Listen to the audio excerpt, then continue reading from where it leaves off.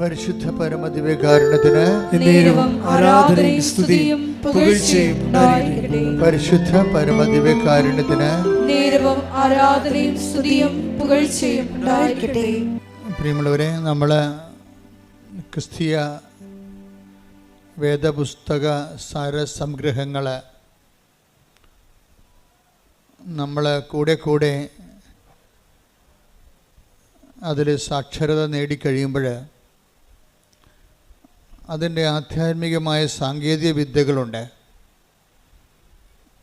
അതുകൂടി സ്വായത്തമാക്കാൻ വേണ്ടിയുള്ള ബോധപൂർവമായ ശ്രമം നടത്തണം. എന്നാൽ മാത്രമേ നമ്മൾ ദൈവവുമായിട്ടുള്ള സമ്പർക്കത്തിൽ വളരത്തുള്ളൂ. ദൈവസമ്പർക്കം വളരെ ക്രിസ്തീയതയിൽ ദൈവസമ്പർക്കം വളരെ എളുപ്പമാണ്. എന്നുവെച്ചാൽ ഇപ്പം നിനക്കൊരു കൺഫ്യൂഷൻ ഉണ്ടായി, ദൈവം നിന്നെ സഹായിക്കും. ക്രിസ്തീയതയിൽ ദൈവത്തിൻ്റെ പേര് സഹായകനെന്നാണ് ശരിക്കും. പരിശുദ്ധാത്മാവിനെക്കുറിച്ച് പറയുമ്പോൾ അവൻ എന്നേക്കും നിങ്ങളുടെ കൂടെ ഉണ്ടായിരിക്കും. എൻ്റെ പിതാവ് അയക്കുന്ന സഹായകൻ എന്നേക്കും നിങ്ങളുടെ കൂടെ ഉണ്ടായിരിക്കും. അപ്പോൾ ദൈവത്തിന് സഹായത്തിൻ്റെ ഒരു കൗണ്ടറുണ്ട്, ഒരു ഔട്ട്ലെറ്റ്. അപ്പോൾ ദൈവത്തിൻ്റെ മനസ്സിലേക്ക് മനസ്സിലായില്ലേ, നമ്മളെ ഏത് വിധേനയും നമ്മൾ അകപ്പെട്ടു പോയാൽ നമ്മളെ സഹായിക്കണമെന്നുള്ളൊരു മനസ്സിൽ നിന്നാണ് ഈ സഹായകൻ എന്നുള്ള കോൺസെപ്റ്റൊക്കെ പരിശുദ്ധാത്മാവ് നമുക്ക് ഈശോ വെളിപ്പെടുത്തി തന്നിരിക്കുന്നത്. Take the bed of God, സഹായകൻ. ശ്രുതിക്കട്ടെ, ഹല്ലേലൂയ ഹല്ലേലൂയ ഹല്ലേലൂയ ഹല്ലേലൂയ. യേശുവേ നന്ദി, ഹല്ലേലൂയ ഹല്ലേലൂയ ഹല്ലേലൂയ ഹല്ലേലൂയ ഹല്ലേലൂയ ഹല്ലേലൂയ. യേശുവേ ആരാധന ആരാധന ആരാധന ആരാധന ആരാധന. ഹല്ലേലൂയ ഹല്ലേലൂയ ഹല്ലേലൂയ ഹല്ലേലൂയ. യോഹന്നാൻ 14:26. യോഹന്നാൻ 14:26. എന്നാൽ എന്റെ നാമത്തിൽ പിതാവ് അയക്കുന്ന സഹായകനായ പരിശുദ്ധാത്മാവ് എല്ലാ കാര്യങ്ങളും നിങ്ങളെ പഠിപ്പിക്കുകയും ഞാൻ നിങ്ങളോട് പറഞ്ഞിട്ടുള്ളതെല്ലാം നിങ്ങളെ അനുസ്മരിപ്പിക്കുകയും ചെയ്യും.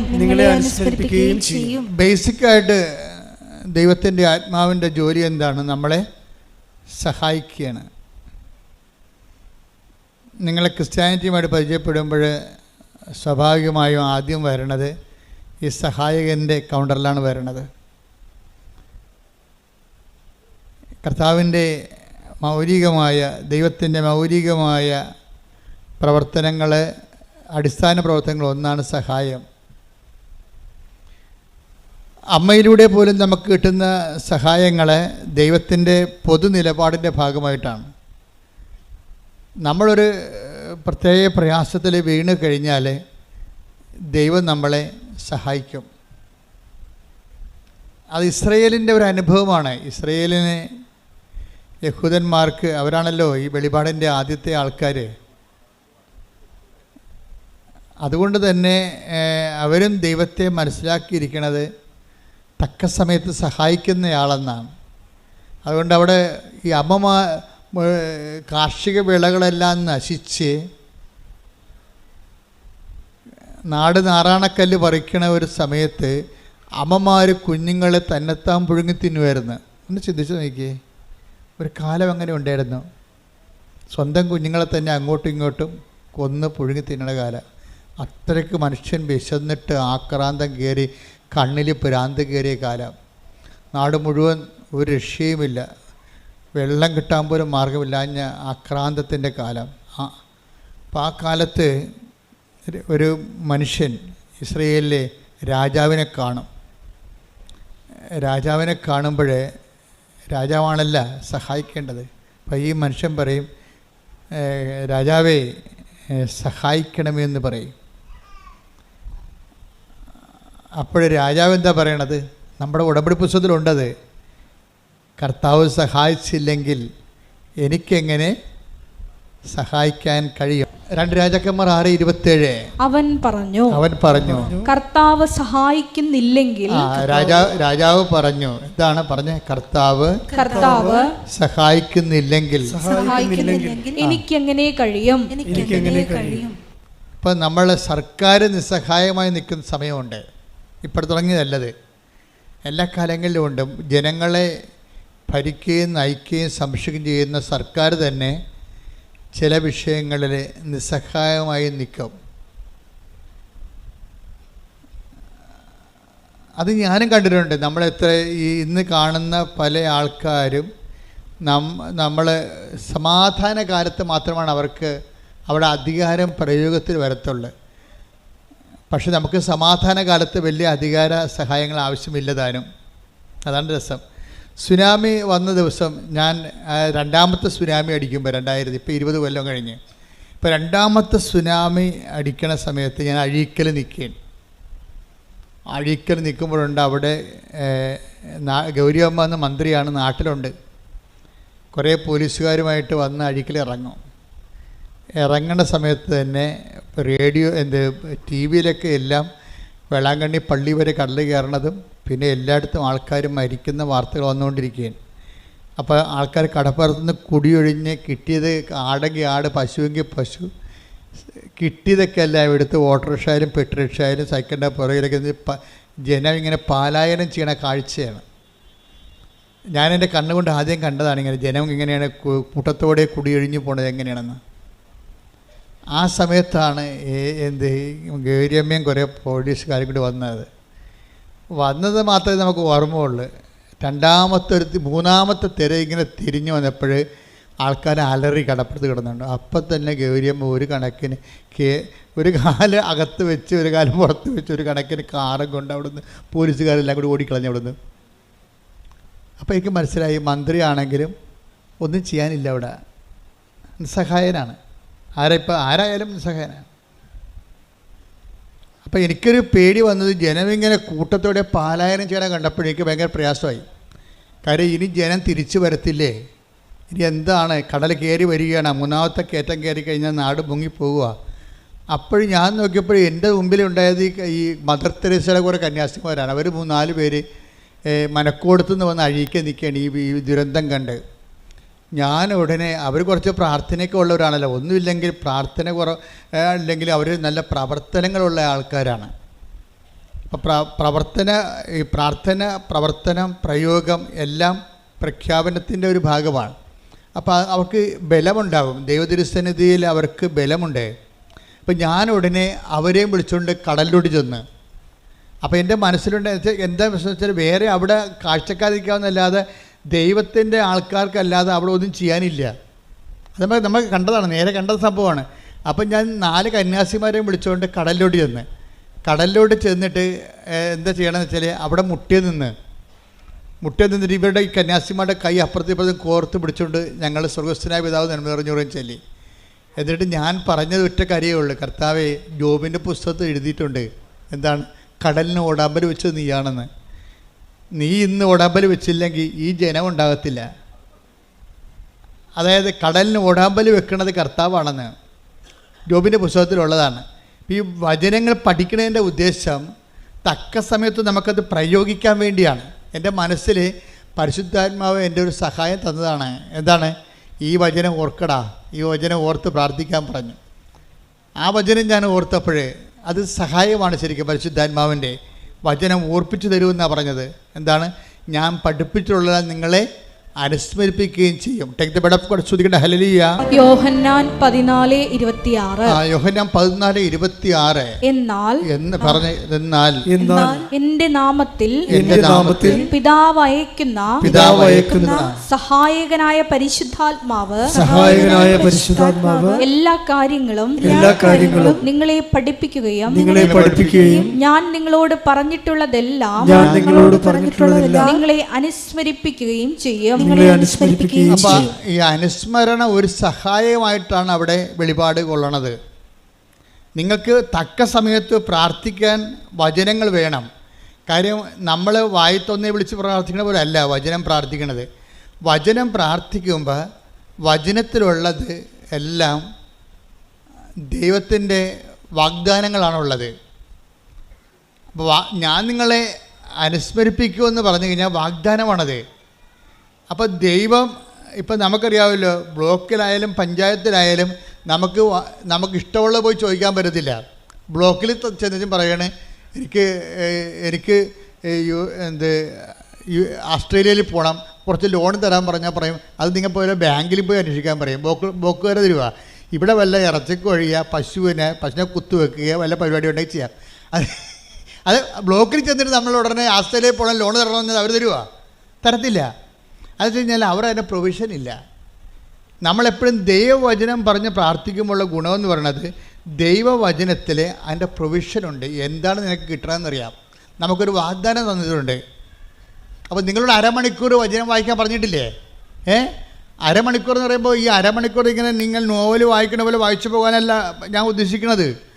നിങ്ങളൊരു 5 മിനിറ്റ് വായിച്ചിട്ട് അത് തന്നെ ആവർത്തിച്ച് വായിക്കണം. പിടികിട്ടിയ 5 മിനിറ്റ് വായിക്കണം. വായിച്ചിട്ട് പിന്നെ എന്ത് ചെയ്യണം? ആവർത്തിച്ച് വായിക്കണം. ആവർത്തിച്ച് വായിക്കുമ്പോൾ ഏതെങ്കിലും ഒരു വചനത്തിൽ നിങ്ങൾക്ക് അനോയിൻറ്റിങ് കിട്ടും. വചനത്തിൽ അങ്ങനെ ഒരു പ്രശ്നമുണ്ട്. ഇപ്പോൾ ഒരു 5-8-10 അമ്മമാർ നിൽക്കുകയാണെന്ന് വിചാരിച്ചോ. അപ്പോൾ നമ്മൾ പെറ്റ നമ്മുടെ കുഞ്ഞ് ഇങ്ങനെ വരുമ്പോൾ എല്ലാ അമ്മമാരെയും നോക്കും. എന്നിട്ട് ആ കൊച്ചിൻ്റെ അമ്മയെ കാണുമ്പോഴാണ് ആ കൊച്ചിങ്ങനെ കൈ പൊക്കണത്. അപ്പോൾ ഉടനെ അമ്മ വാരിയെടുക്കും അതിനെ. അതുപോലെ ചില വചനങ്ങൾക്ക് നമ്മളെ കാണുമ്പോൾ അഭിഷേകം ഉണ്ടാവും. നമ്മൾക്കതിൻ്റെ അഭിഷേകം കിട്ടും. ഉടനെ ആ വചനം നമ്മൾ പറയും അത് കാണാതെ പഠിക്കാൻ പറയും. ആ വചനം കാണാതെ പഠിക്കാൻ പറയും. അങ്ങനെ വചനം പഠിക്കണത്. അല്ല ഞാൻ വചനപ്പെട്ടി എടുത്തിട്ട് കുറേ വചനം കാണാതെ പഠിച്ചേക്കാം. അല്ലെങ്കിൽ ഞാൻ വചനം വായിക്കുമ്പോൾ അങ്ങോട്ട് വായിച്ച് പോയേക്കാം. അങ്ങനെ വായിച്ചാൽ നിങ്ങൾ അങ്ങനെ വായിച്ച് പോയിക്കൊള്ളൂ. എവിടെ പോകുന്നത് നമുക്ക് ആർക്ക് അവർ പിടിയും കിട്ടത്തില്ല. എങ്ങോട്ടാണ് പോകണമെന്ന് അറിയാൻ പറ്റത്തില്ല. വായിച്ച് പോകാനല്ല നോക്കേണ്ടത്. വചനം 5 മിനിറ്റ് എടുത്തിട്ട് അരമണിക്കൂർ 5 മിനിറ്റ് എടുത്തിട്ട് ആ വചനം റിപ്പീറ്റ് ചെയ്ത് വായിക്കണം. ആവർത്തിച്ച് വായിക്കണം. കാരണം ഞാൻ ദൈവവുമായിട്ട് ഇടപഴകുകയാണെന്നുള്ള ബോധം ഉണ്ടാകണം. അല്ലാതെ ഒരു പുസ്തകം വായിക്കണം തോന്നരുത്. നമുക്ക് വായിക്കാം. അപ്പം അതുപോലെ ഒരു ബൈബിളും വായിക്കാം. അങ്ങനെ വായിച്ച അഭിഷേകം ഉണ്ടാകത്തില്ല. ഞാൻ എൻ്റെ ദൈവത്തിൻ്റെ ദൈവത്തോട് ഇത് വാക്കുകൾ കേട്ടുകൊണ്ടിരിക്കുകയാണ്. വായിക്കുമ്പോൾ ഞാൻ കേട്ടുകൊണ്ടിരിക്കുകയാണ്. ഞാൻ ദൈവത്തെ കേൾക്കുകയാണ് എന്ന് പറയുമ്പോൾ ഭക്തി തോന്നണം. ഭക്തി ഉണ്ടാകും അല്ലേ? ഞാൻ ദൈവത്തെ കേൾക്കുകയാണ്, അല്ലെങ്കിൽ ദൈവം എന്നോട് സംസാരിക്കുകയാണ് എന്ന് നമുക്കൊരു ബോധത്തിൽ വേണം വചനം വായിക്കാൻ. 5 മിനിറ്റ് വായിച്ചിട്ട് പിന്നെ റിപ്പറ്റീഷൻ ആയിരിക്കണം അതിൻ്റെ. അങ്ങനെ റെപ്പറ്റേഷൻ ആയിക്കഴിഞ്ഞാൽ ഈ നമ്മൾ ആവർത്തിക്കുന്ന ഏതെങ്കിലും വചനത്തിൽ വെച്ച് നമുക്ക് ഒരു അഭിഷേകം ഉണ്ടാകും. അത് നമ്മുടെ മനസ്സിലിങ്ങനെ തങ്ങി നിൽക്കും. എന്നിട്ട് തങ്ങി നിന്നിട്ട് അതിങ്ങനെ അബീസിലേക്ക് പോകും. ചില സമയത്ത് അബീസിലേക്ക് പോയാലും അതിൻ്റെ കോഡ് അടിച്ചാൽ നമുക്കറിയാമല്ലോ, സെർവറിലേക്ക് നമ്മുടെ മാറ്റർ മൊബൈലിൽ സെർവറിലേക്ക് പോയാലും ശരി, നമ്മളതിൻ്റെ കോഡ് അടിച്ചു കഴിഞ്ഞാൽ ഉടനെ അത് തിരിച്ചു വരും ഇല്ലേ? എന്ത് വീഡിയോ ആണെങ്കിലും നമ്മൾ അതിൻ്റെ കോഡ് അടിച്ച് കൊടുത്താൽ മതി. ഇതുപോലെയാണ് വചനം വായിച്ചാൽ ഒരു പ്രശ്നം ഉണ്ടായിക്കഴിയുമ്പോൾ പരിശുദ്ധാത്മാവ് നമ്മളെ സഹായിക്കും. ഈ പ്രശ്നത്തിന് ഈ വചനം വെച്ചാണ് പ്രാർത്ഥിക്കേണ്ടത്. അല്ലെങ്കിൽ നമ്മൾ വായി തോന്നുന്ന പോലെ ഈ സ്വയം പ്രേരിത പ്രാർത്ഥന പോലെ വായി തോന്നുന്ന കോതൊക്കെ പാട്ട് പോലെ എന്തെങ്കിലുമൊക്കെ പറഞ്ഞുകൊണ്ടിരിക്കും. അതല്ല, അത് മനുഷ്യൻ്റെ വചനമാണ്. പലപ്പോഴും ദൈവത്തോട് ഇടപെടുമ്പോൾ ദൈവത്തിൻ്റെ വചനം തന്നെയാണ് നമ്മൾ പറഞ്ഞ് പ്രാർത്ഥിക്കേണ്ടത്. നമുക്ക് ചിലപ്പോൾ നമ്പറൊന്നും അറിയാൻ പറ്റത്തില്ല, പക്ഷേ ദൈവാംശം അതിലുണ്ടാകണം. ഇപ്പോൾ ഞാനെന്താ പറഞ്ഞത്? കർത്താവേ, ജോബിൻ്റെ പുസ്തകത്തിൽ എഴുതിയിട്ടുണ്ട് എന്താണ്? കടലിന് ഓടാമ്പൽ വെച്ചത് അങ്ങാണെന്ന്. കർത്താവ്, ആ ഓടാമ്പൽ ഊരിപ്പോയിട്ടുണ്ടെങ്കിൽ അതിനെ അങ്ങ് തന്നെ അടച്ചു വെക്കണം. ഈ ജനങ്ങളുടെ ജീവൻ രക്ഷിക്കണം. കാരണം ജനങ്ങൾക്ക് വേണ്ടി നമ്മൾ മധ്യസ്ഥം വഹിക്കാൻ അവിടെ അതിന് ശേഷം പിന്നീട് കടൽ ശാന്തമാകുമല്ലോ. അതെന്ന് വെച്ചാൽ ഇതുപോലെ തന്നെയാണ് നിങ്ങളുടെ ജീവിതത്തിൽ ഓരോരോ വിഷയത്തിന് പ്രാർത്ഥനകൾ നിങ്ങൾ പറയുമ്പോൾ പരമാവധി നിങ്ങൾ വളർച്ച പ്രാപിക്കണം. വളർച്ച പ്രാപിച്ചിട്ട് ഒന്ന് പ്രാർത്ഥിച്ച്, കർത്താവായ ദൈവമേ, ഓരോരോ വിഷയത്തിന് ആസ്പദമായ വചനങ്ങളെ അനുസ്മരിപ്പിച്ച് തരുവാൻ അഭിഷേകം നൽകണമേ. ഓരോരോ വചനത്തിന് ആസ്പദമായ വചനങ്ങളെ, ഓരോരോ വിഷയത്തിന് ആസ്പദമായ വചനങ്ങളെ അനുസ്മരിപ്പിച്ച് നൽകുവാൻ അഭിഷേകം നൽകണമേ. ശ്രുതികടെ ഹല്ലേലൂയ ഹല്ലേലൂയ ഹല്ലേലൂയ ഹല്ലേലൂയ യേശുവേ നന്ദി ഹല്ലേലൂയ ഹല്ലേലൂയ ആരാധന ആരാധന ഈശോയെ തക്ക സമയത്ത് വചനം ഞങ്ങൾക്ക് അനുസ്മരിപ്പിച്ചു നൽകണമേ. പ്രയോജനപ്പെടുവാൻ കൃപ ചെയ്യണമേ. ഹല്ലേലൂയ, ഹല്ലേലൂയ. പരിശുദ്ധ പരമ ദിവ്യകാരുണ്യത്തിന് നേരവും ആരാധനയും സ്തുതിയും പുകഴ്ചയും ഉണ്ടായിരിക്കട്ടെ.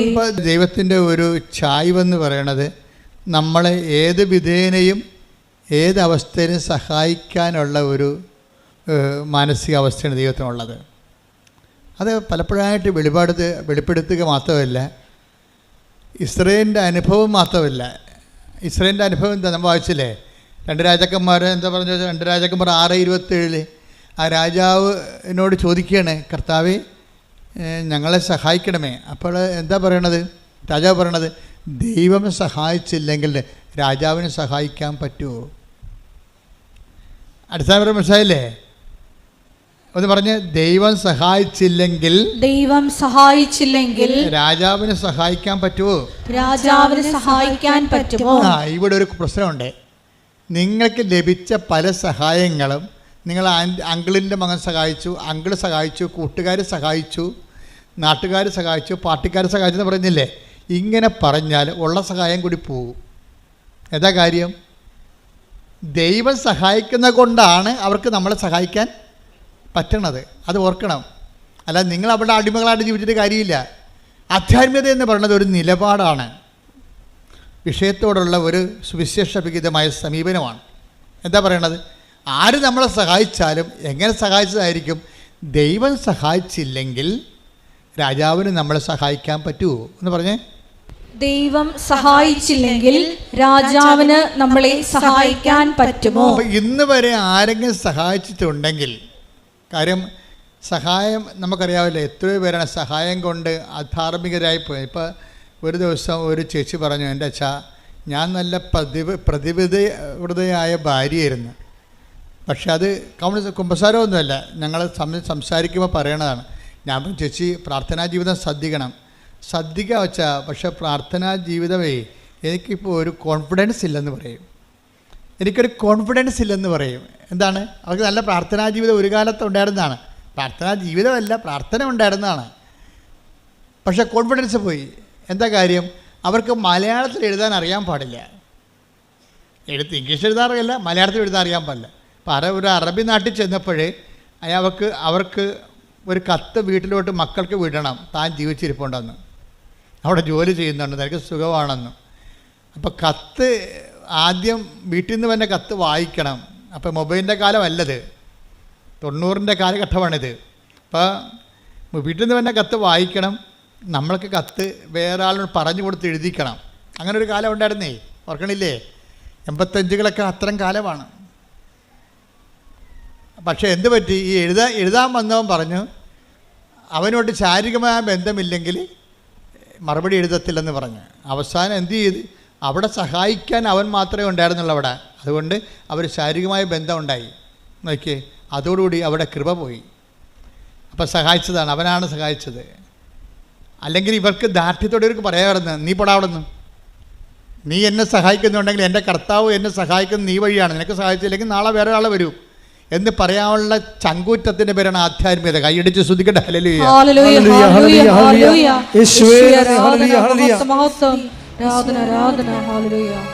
വിശ്വാസത്തിൻ ആത്മാവേ വരേണമേ,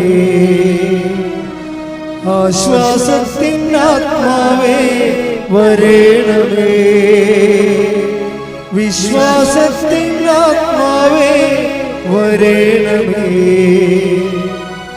ആശ്വാസത്തിൻ ആത്മാവേ വരേണമേ, പാവനാത്മാവേ പരിശുദ്ധാത്മാവേ എൻ്റെ ഹൃദയത്തിൽ വന്നു വാഴണേ. പരിശുദ്ധ പരമദിവ്യകാരുണ്യത്തിന് ആധ്യാത്മികത എന്ന് പറയുന്നത് ഒരു കുറച്ച് പ്രാർത്ഥനകളുടെ സംഹിതയല്ല, മറിച്ച് എന്താണ്? ഒരു ജീവിത വിഷയങ്ങളുള്ള ദൈവ കേന്ദ്രീകൃതമായ ഒരു നിലപാടാണ്. അതാണ് ഈ രാജാവ് പറയണത്. നീ എന്നോട് സഹായം ചോദിക്കുന്നു, പക്ഷേ ഞാൻ രാജാവാണ്, എനിക്ക് നിന്നെ സഹായിക്കാം, പക്ഷേ കർത്താവ് നിന്നെ സഹായിച്ചില്ലെങ്കിൽ എൻ്റെ സഹായം വ്യർത്ഥമാണ്. അത് ഇസ്രയേലിന് അറിയാം. യഹൂദ ജനതയ്ക്ക് മുഴുവൻ അറിയാം. വെളിപാട് ജനതയാണ് അവരെ. അവർക്ക് ദൈവത്തിൻ്റെ വഴികളെക്കുറിച്ച് അറിയാം. അതുകൊണ്ടാണ് അവരെന്താ പറയണത്? അവർ പറയുന്നത് നമ്മുടെ സഹായം കർത്താവിൻ്റെ നാമത്തിൽ, അല്ലേ? 121 സങ്കീർത്തനം വായിച്ചേ. 121:1 വായിച്ചേ. 121 സങ്കീർത്തനം 1-2 തിരുവചനങ്ങൾ. പർവ്വതങ്ങളിലേക്ക് ഞാൻ കണ്ണുകൾ സങ്കീർത്തനമാണ്. കൈ ഉയർത്തിക്കൊണ്ട് ഇങ്ങനെ പറഞ്ഞേ, പർവ്വതങ്ങളിലേക്ക് ഞാൻ കണ്ണുകൾ ഉയർത്തുന്നു. എനിക്ക് സഹായം എവിടെ നിന്ന് വരും? എനിക്ക് സഹായം കർത്താവിൽ നിന്ന് വരുന്നു. ആകാശവും ഭൂമിയും സൃഷ്ടിച്ച കർത്താവിൽ നിന്ന്. അപ്പോൾ ഇത് ഇസ്രയേലിലെ അനുഭവങ്ങളിൽ നിന്ന് പഠിച്ചതാണ്. അപ്പോൾ നിങ്ങളെടുക്കണം, ഇപ്പം നിങ്ങൾ ഉടമ്പടി കഴിയുമ്പോൾ ഒത്തിരിയേറെ ആൾക്കാർക്ക് അനുഭവങ്ങളും അതിശയങ്ങളും അനുഗ്രഹങ്ങളും സംഭവിക്കും. പക്ഷെ അതിനെല്ലാം ഓരോ വ്യക്തികളാണ് ദൈവം ഉപയോഗിക്കണത്. പക്ഷേ നിങ്ങളെ സഹായിക്കണത് ആ വ്യക്തികളല്ല. ആരാണ് സഹായിക്കണത്? കർത്താവാണ് സഹായിക്കണത്. നിങ്ങൾ അറിഞ്ഞിട്ട് കർത്താവിനേക്കാൾ വലിയ ഭക്തി ആ വ്യക്തികൾക്ക് കൊടുക്കും. അങ്ങനെയാണ് നിങ്ങൾ പണി മേടിക്കണത്. മനസ്സിലായില്ലേ? നിങ്ങൾ ഉടമ്പടിയോട് കൂടി ഒത്തിരി പേര് നിങ്ങളെ സഹായിക്കും. ഒരു കാലത്തും ബന്ധമില്ലാത്ത, കണ്ടിട്ട് പോലും ഇല്ലാത്ത ആൾക്കാർ സഹായിക്കും. പക്ഷെ സഹായിക്കണത് എങ്ങനെയാണ്? പക്ഷെ ആ സമയത്ത് എന്താ സംഭവിക്കണത്? കർത്താവാണ് അവരെ നിങ്ങളെ സഹായിക്കണമെന്നുള്ള ബോധം നിങ്ങൾക്ക് ഉണ്ടാകണം. കാര്യം ക്രിസ്ത്യാനിറ്റിയിൽ അങ്ങനെ ദൈവങ്ങളൊന്നുമില്ല. കാണുന്നവരെല്ലാം ഭഗവാനെന്ന് പറയുന്നത് പൊതുധാരണയിൽ ഇന്ത്യൻ സംസ്കാരത്തിൻ്റെ ഭാഗമാണ്.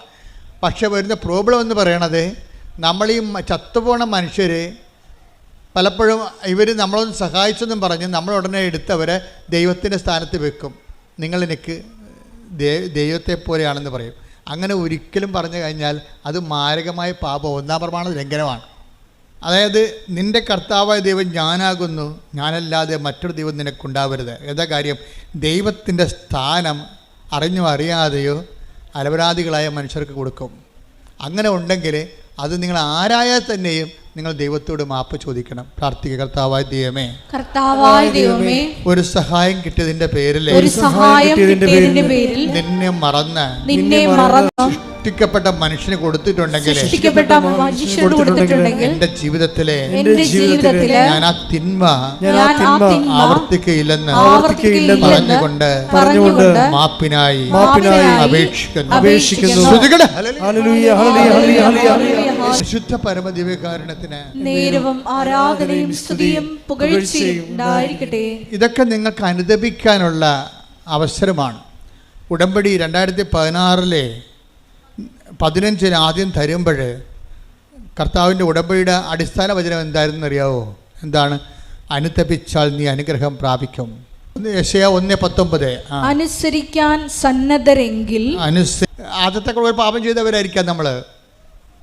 പക്ഷെ നമുക്ക് അനുതപിക്കാനുള്ള ഇതുപോലുള്ള അവസരങ്ങളുണ്ട്. പക്ഷെ അത് കൊടുത്താൽ മാത്രമേ കിട്ടത്തുള്ളൂ.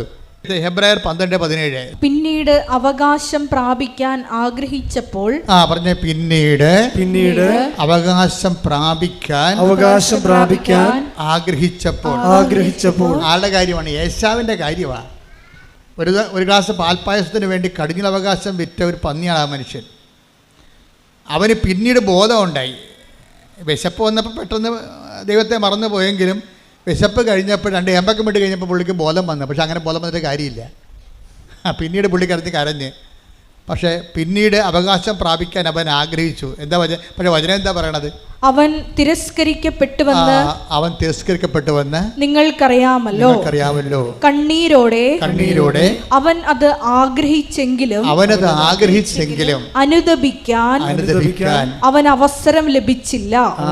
ദാറ്റ്സ് എ പോയിന്റ് എന്ന് പറഞ്ഞ കണ്ണീരോടെ അവനത് അനുതാപം ആഗ്രഹിച്ചെങ്കിലും അവകാശം ആഗ്രഹിച്ചെങ്കിലും അനുതപിക്കുവാൻ അവന് അവസരം കിട്ടിയില്ല.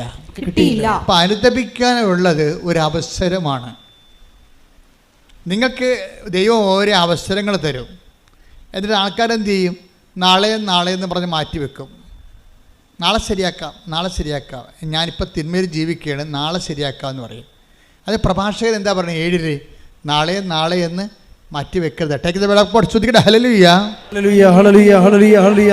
യേശുവേ നന്ദി. ഹല്ലേലൂയ. സ്തോത്രം. ഹല്ലേലൂയ. യേശുവേ നന്ദി നന്ദി നന്ദി. ഹല്ലേലൂയ.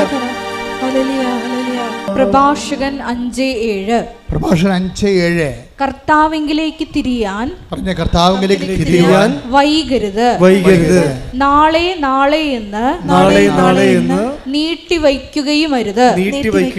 അവിടുത്തെ ക്രോധം അവിചാരിതമായി ഉണരുകയും ആ ശിക്ഷയിൽ നീ നശിക്കുകയും ചെയ്യും.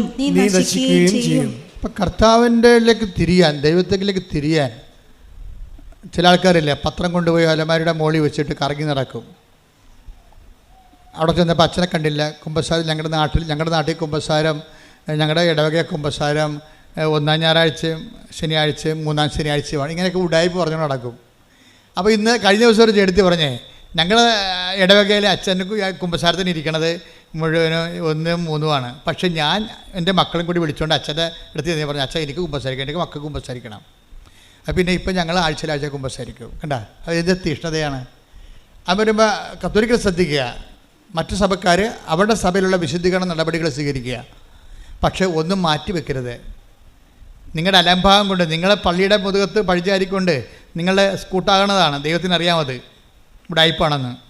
അപ്പം അത് ദൈവതിരുസന്നിധിയിൽ നിൽക്കുമ്പോൾ മനുഷ്യൻ്റെ മുമ്പിൽ ഈ മറച്ച് കളിയും ഒളിച്ച് കളിയും നടക്കും. ദൈവതിരുസന്നിധിയിൽ ഒരു നടക്കണില്ല. നിങ്ങളെ ഒരു തീരുമാനം എടുക്കുമ്പോൾ തന്നെ ഇന്നത് കൊണ്ടാണ് തീരുമാനിക്കണം ദൈവത്തിന് അറിയാൻ പറ്റും. അപ്പോൾ നിങ്ങൾ ഈ മനുഷ്യന്മാരുടെ പെരുമാറുന്ന പോലെ ദൈവത്തിൻ്റെ അടുത്ത് പെരുമാറി പണി മേടിക്കരുതെന്നാണ് ഞാൻ പറഞ്ഞതിൻ്റെ അർത്ഥം. ശ്രുതിക്കട്ടെ. ഹല്ലേലൂയ ഹല്ലേലൂയ ഹല്ലേലൂയ ഹല്ലേലൂയ ഹല്ലേലൂയ. ലഭിക്കാനുള്ള അവസരങ്ങൾ നഷ്ടപ്പെടുത്താതിരിക്കുവാൻ ഈ ആരാധനയിലൂടെ ഞങ്ങളെ പരിശുദ്ധനേ പരമോന്നത യേശുവേ അണയുന്നു ഞാൻ തിരുമുൻപിനായി അലിവോടെ നോക്കണമേ. അപ്പോൾ ഇതൊരു അവസരമാണ്. അല്പമെങ്കിലും അനുതാപം ചെയ്തു പോയ കാര്യങ്ങളെക്കുറിച്ച് മനസ്സിൽ തോന്നിയാൽ അതിൻ്റെ അർത്ഥം പരിശുദ്ധാത്മാവ് നിങ്ങളിൽ വസിക്കാൻ തുടങ്ങിയെന്നതിൻ്റെ അർത്ഥം. അത് മനസ്സിലാക്കണം. അല്ലാതെ എനിക്ക് പാപത്തേക്ക്, നിങ്ങൾ പറഞ്ഞാൽ എനിക്ക് പാപത്തെക്കുറിച്ച് ദുഃഖം തോന്നിയെന്ന് അല്ല സംഭവിക്കണത്. അല്പമെങ്കിലും നിങ്ങൾ ചെയ്തു പോയതിനെ കുറിച്ചൊരു മനസ്താപം നിങ്ങളുടെ മനസ്സിൽ തോന്നിയാൽ അതിൻ്റെ അർത്ഥം സഹായകനായ പരിശുദ്ധാത്മാവ് ഓൾറെഡി അവൻ്റെ ജോലി തുടങ്ങിയെന്നാണ്. അപ്പോൾ നിങ്ങളെന്ത് ചെയ്യണം? അതിനോട് സഹകരിക്കണം.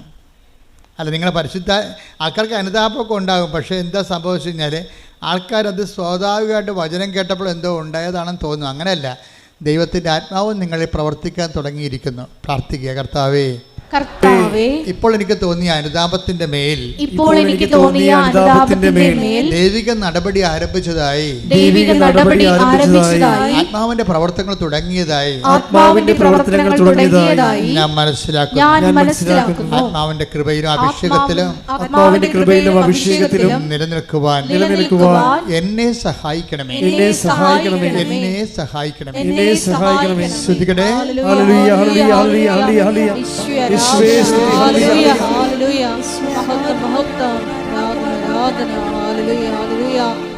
പരിശുദ്ധ പരമദിവ്യകാരുണ്യത്തിന് എന്താ വിഷയം എന്ന് പറയണത്?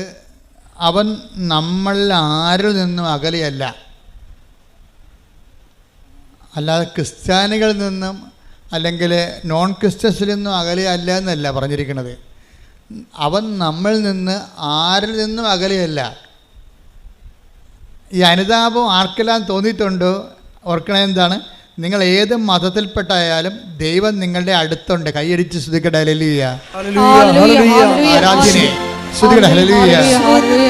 ആരാധ്യനേ പരിശുദ്ധനേ പരമോന്നത യേശുവേ അണയുന്നു ഞാൻ തിരുമുൻപിനായി അലിവോടെ നോക്കണമേ. ആരാധ്യനേ പരിശുദ്ധനേ പരമോന്നത യേശുവേ അണയുന്നു ഞാൻ തിരുമുൻപിനായി അലിവോടെ നോക്കണമേ. നടപടി പുസ്തകം 17:27. അവർ ദൈവത്തെ അന്വേഷിക്കുന്നതിനും ഇത് അവർ ദൈവത്തെ അന്വേഷിക്കുന്നതിനും ഒരു പക്ഷേ അനുഭവത്തിലൂടെ അവിടുത്തെ കണ്ടെത്തുന്നതിനും വേണ്ടിയാണ്.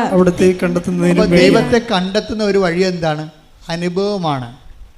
മനസ്സിലായില്ലേ? നടപടി 17 എന്താ പറയുന്നത്? 17:27 എന്താ പറയുന്നത്? ദൈവത്തെ കണ്ടെത്തുന്ന ഒരു വഴി എന്താണ്? അനുഭവമാണ്. അതുകൊണ്ടാണ് ഈ അനുഭവ സാക്ഷ്യമെന്നും പറഞ്ഞ് നമ്മൾ കെട്ടിച്ചാടി നടക്കേണ്ട കാര്യം ഇതാണ്.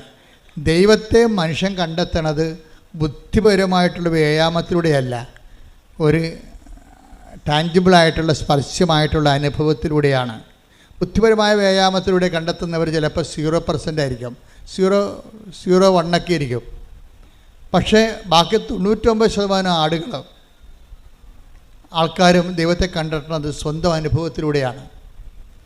ഈ അനുഭവത്തിലൂടെ എന്താണ് അനുഭവം എന്ന് പറയണത്? ബേസിക്കായിട്ടുള്ള അനുഭവം എന്ന് പറയണത്, വായിച്ചോളൂ, താഴേക്ക് വായിച്ചോളൂ. എങ്കിലും അവിടുന്ന് നമ്മിൽ ആരിൽ നിന്ന് അകലെയല്ല. അതാ സംഭവം. എങ്കിലും അവിടുന്ന് പറഞ്ഞേ, എങ്കിലും അവിടുന്ന് നമ്മൾ ആരിൽ നിന്നും അകലെയല്ല.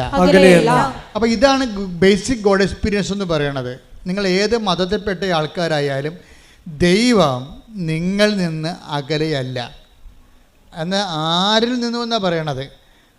അല്ലാതെ മറ്റ് ഓരോ വിഭാഗമല്ല പറയണത്. നമ്മൾ അത് ഏതൻസിലെ പ്രസംഗമാണ്. ഏതൻസിൽ ചുരുക്കം ചില യഹൂദന്മാരേ ഉള്ളൂ. പൗലോസിൻ്റെ പ്രസംഗമാണിത്.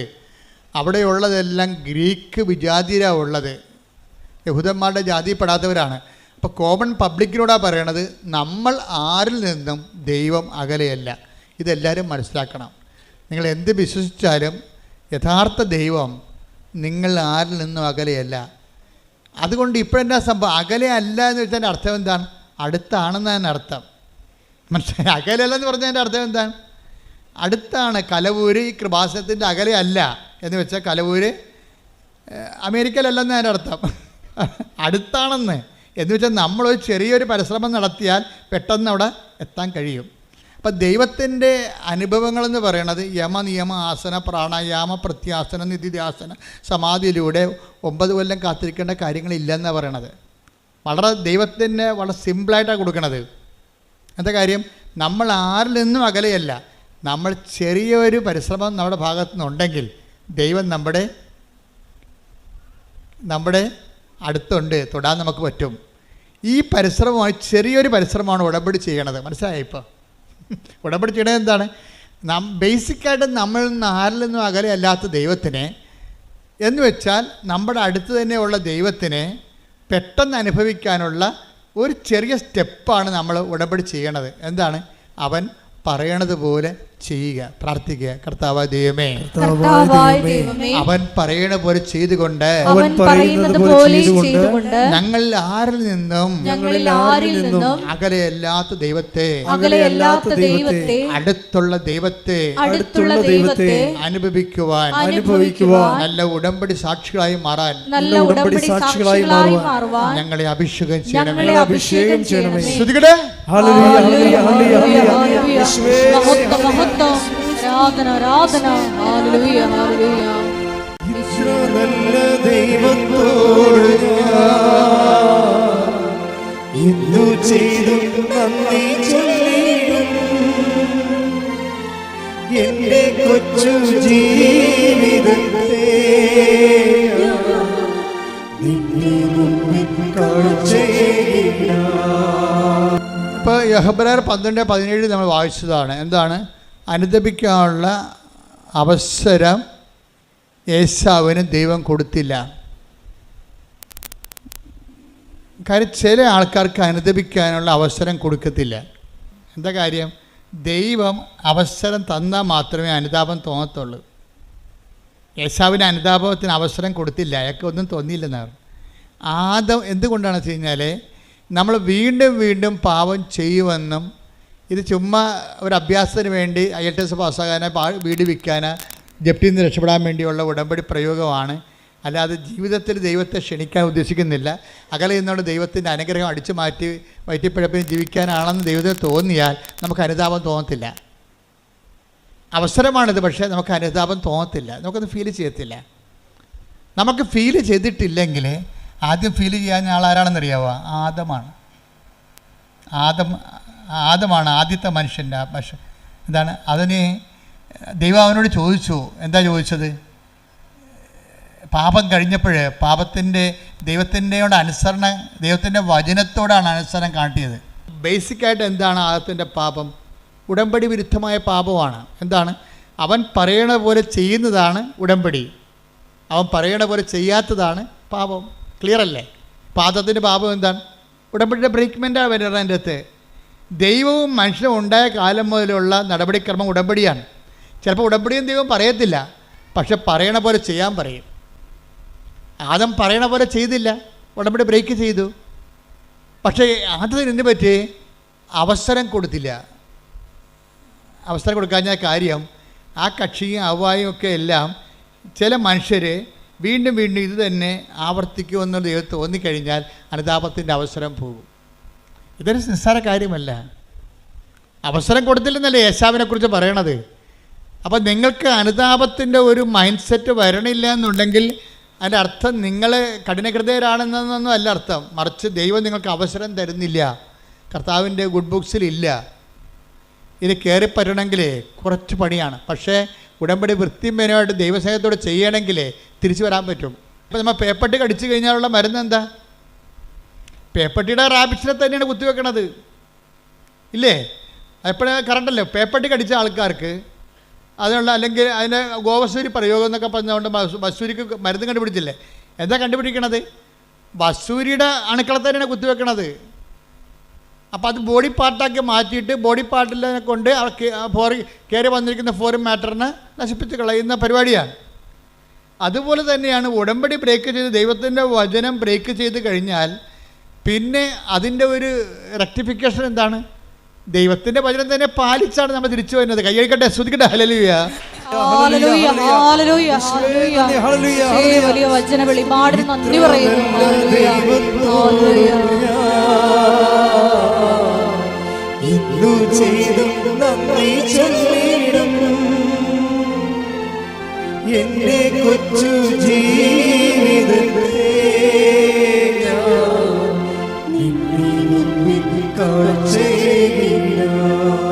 അപ്പം നിങ്ങൾ ചോദിക്കാം, ഉടമ്പടി ദൈവത്തിൻ്റെ വചനം തെറ്റിച്ച് ജീവിക്കുമ്പോൾ, ഉടമ്പടി ബ്രേക്ക് ആകുമ്പോൾ നമ്മൾ പാപാവസ്ഥയിൽ വരുന്നു. പിന്നെ അതിനെ റീഫണ്ട് ചെയ്യാൻ, അതിനെ പ്രതിരോധിക്കാൻ വേണ്ടി നമുക്ക് പിന്നെ അടുത്ത ആൻറ്റി വെനമെന്ന് പറഞ്ഞ സംഭവം എന്താണ്? ഉടമ്പടി പാലിച്ചുകൊണ്ട് ദൈവവചനം നിറവേറ്റുന്നതാണ് ഇതിനെ അതിജീവിക്കാനുള്ള തന്ത്രം. അതാണ് എപ്പോഴും ഉടമ്പടിയിൽ നിന്ന് ദൈവം മാറാത്തതിൻ്റെ കാരണം അതാണ്. ഉടമ്പടി ഒരേ സമയം തന്നെ ആഹാരവുമാണ്, മരുന്നുമാണ്. ശ്രുതിക്കട്ടെ, ഹല്ലേലൂയ, ഹല്ലേലൂയ, ഹല്ലേലൂയ, ഹല്ലേലൂയ, ഹല്ലേലൂയ. നന്ദി യേശുവേ, ആരാധന, മഹത്വം, ആരാധന, ഹല്ലേലൂയ. പരിശുദ്ധ പരമദിവ്യകാരുണ്യത്തിന് ദൈവം ആരാധനയും സ്തുതിയും പുകഴ്ചയും ഉണ്ടായിരിക്കട്ടെ. പക്ഷെ ഒരു പ്രശ്നം എന്ന് പറഞ്ഞാൽ ചില ആൾക്കാരോട് ഉടമ്പടി എടുത്താൽ തന്നെയും ദൈവം അത് അക്സെപ്റ്റ് ചെയ്യത്തില്ല, ആക്ടിവേറ്റ് ആക്കത്തില്ല, ഇല്ലേ? ആക്ടിവേറ്റ് ആക്കത്തില്ല. അത് നമ്മൾ ശ്രദ്ധിക്കണം. ഉടമ്പടി ആർക്ക് വേണമെങ്കിലും എടുക്കാൻ വന്നു ഇടിച്ചു തല്ലി എടുക്കുക, നേരത്തെ പോകാൻ വേണ്ടി ബഹളം ഉണ്ടാക്കുകയോ വണ്ടിക്കാരെ വിളിക്കുമെന്ന് പറഞ്ഞുകൊണ്ട് ഇവിടുത്തെ കൗണ്ടറിനെ ഭീഷണിപ്പെടുത്തുകയോ എന്ത് വേണമെങ്കിലും ചെയ്യാം. പക്ഷേ ഉടമ്പടി നിങ്ങൾക്ക് എടുക്കാം, പക്ഷേ ആക്ടിവേഷൻ ആക്കണത് വേറെ പ്രിൻസിപ്പിളാണ്. അതെപ്പോഴും നമ്മൾ ശ്രദ്ധിക്കണം. നിങ്ങൾ ഉടമ്പടിയിൽ ആദ്യമേ തന്നെ കയറി ഞാനങ്ങ് സാക്ഷ്യം പറയത്തില്ല, പിന്നെ അവിടെയൊക്കെ ഒന്ന് ആൾക്കാരെ വിളിച്ചു പോകാനാ, വല്ല പണിയൊന്നുമില്ലേ എന്ന് പറഞ്ഞുകൊണ്ടാണ് നിങ്ങൾ ഉടമ്പടി എടുക്കണമെങ്കിൽ ദൈവം അത് ആക്ടിവേറ്റ് ആക്കത്തില്ല. കാര്യം ഈ പന്നി വയറ്റിപ്പഴപ്പിന് വേണ്ടി മാത്രം കയറി വന്നിരിക്കുന്നതാണ്, ദൈവത്തിന് പണി കൊടുക്കാൻ വേണ്ടി വന്നിരിക്കുകയാണ്. ദൈവത്തിനെ മഹത്വപ്പെടുത്തുക, മറ്റുള്ളവരെ വിശ്വാസത്തിലേക്ക് വളർത്തുക, അതൊന്നും ഇവരുടെ പരിപാടിയല്ല. ഇവർക്ക് ഇവരുടെ പരിപാടി സ്വന്തം വയറ്റിപ്പഴപ്പ് മാത്രമേ ഉള്ളെന്ന് പറഞ്ഞാൽ ഈ സാധനം ആക്ടിവേറ്റ് ആക്കത്തില്ല. കാര്യം എന്താണ്? ഉടമ്പടി എടുക്കാത്തത് ഇതിന് തുല്യമായിട്ട് നിൽക്കും സാധനം. കാര്യം അവസരം എന്നാണ്. അതാണ് അവസരം. 12:17 എന്താ പറയണത്? അനുദപിക്കാൻ അവസരം നൽകിയില്ല. എന്നിട്ട് അവസരം നൽകേണ്ടത് ആരാണ്? അവസരം നമുക്ക് നൽകേണ്ടത് ആരാണ്? ദൈവമാണ്. അതാണ് പ്രശ്നം.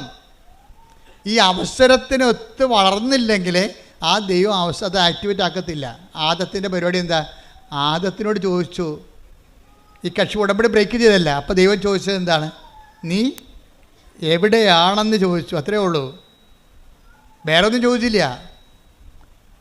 ഉൽപ്പത്തി 3:9 എടുത്ത്. അവിടുന്ന് പുരുഷനെ വിളിച്ച് ചോദിച്ചു. അവിടുന്ന് പുരുഷനെ വിളിച്ച് പറഞ്ഞു. അവിടുന്ന് പുരുഷനെ വിളിച്ച് ചോദിച്ചു. നീ എവിടെയാണ്? ഓക്കെ, ക്ലിയർ, തീർന്ന്. ചോദ്യം എത്രയേ ഉള്ളൂ? നീ എവിടെയാണ്? പക്ഷേ ഈ ദൈവത്തിന് അറിയാം നീ എവിടെ ആയിരിക്കേണ്ടതവനാണെന്ന് പറഞ്ഞുകൊണ്ട് അത് പറഞ്ഞു കൊടുക്കേണ്ടതാണ്. പറഞ്ഞു കൊടുക്കത്തില്ല. കാര്യം എന്താണ്? അയാൾ മനസ്സാന്തപ്പെട്ടിട്ട് ദൈവത്തെ കഞ്ഞി വെക്കേണ്ട കാര്യമില്ല. കാര്യം അവൻ ചെയ്തിരിക്കുന്ന തിന്മയ്ക്ക് പകരം ദൈവം റീഫണ്ട് ചെയ്യാൻ വേണ്ടി ആൾക്കാരെ എല്ലാം നിശ്ചയിച്ചു കഴിഞ്ഞു. മാതാവ് മനസ്സിൽ മാനസപുത്രിയെ പോലെ ജനിച്ചു. ഈശോയുടെ പരിശോധനത്തെക്കുറിച്ച് ദൈവം പ്ലാനിട്ടു. അപ്പോൾ ഈ പന്നി ഇനി മാനസാന്തപ്പെട്ടിട്ട് ദൈവം ഒന്നും കാണിക്കാനില്ല. ഇവിടെ എന്താ പ്രശ്നം വെച്ചാൽ നീ എവിടെയാണെന്നാണ് ആദത്തിനോട് ചോദിക്കുന്നത്. പക്ഷേ ദൈവത്തിനറിയാം ഇവൻ എവിടെ ആയിരിക്കേണ്ടവനാണ്, എവിടെയാണ് ആകേണ്ടതെന്ന് ദൈവത്തിന് അറിയാം. ആ സ്ഥലം ഒന്ന് പറഞ്ഞു കൊടുത്താൽ മതിയായിരുന്നു, ആദം തിരിച്ചു വന്നേനം. പക്ഷേ അനുദപിക്കാൻ അവന് അവസരം കൊടുത്തില്ല. എന്താ ആദം എവിടെ ആയിരിക്കണം? അപ്പോൾ എബ്രാഹത്തിനെ വിളിച്ചപ്പോൾ ദൈവം പറഞ്ഞു, മകനെ ഞാൻ നിൻ്റെ ദൈവമാണ്, നീ എവിടെ ആയിരിക്കണമെന്ന് ഞാൻ പറയാം. നീ എവിടെ ആയിരിക്കണം? നീ എൻ്റെ മുമ്പിലായിരിക്കണമെന്ന്.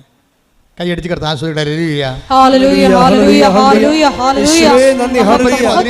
ഉൽപ്പത്തി 17:1. അബ്രാമിന് 99 വയസ്സായപ്പോൾ കർത്താവ് പ്രത്യക്ഷപ്പെട്ട് അവനോട് അരുളി ചെയ്തു, സർവശക്തനായ ദൈവമാണ് ഞാൻ, എന്റെ മുമ്പിൽ വ്യാപരിക്കുക, കുറ്റമറ്റവനായി വർത്തിക്കുക. അതായത് ആദത്തിനോട് ഇത് പറയാമായിരുന്നു. എന്താണ്? നീ കുറ്റമറ്റവനായിട്ട് വ്യാപരിച്ചാൽ എൻ്റെ മുമ്പിൽ നിനക്ക് വ്യാപരിക്കാൻ പറ്റുമെന്ന്. അപ്പോൾ ആദത്തിനോട് എവിടെയാണെന്നേ ചോദിച്ചുള്ളൂ. പക്ഷേ എവിടെയാണ് ആയിരിക്കണമെന്ന് ദൈവത്തിൻ്റെ കയ്യിൽ ഉത്തരവുണ്ട്. പക്ഷേ ഈ പാവത്തിനോട് അത് പറയണില്ല. പക്ഷേ എബ്രാഹത്തിനോട് പറഞ്ഞു. എന്താ കാര്യം? എബ്രാഹം വിശ്വസിക്കുമെന്നും ഉടമ്പടി പാലിക്കുമെന്നും ദൈവത്തിന് അറിയാം.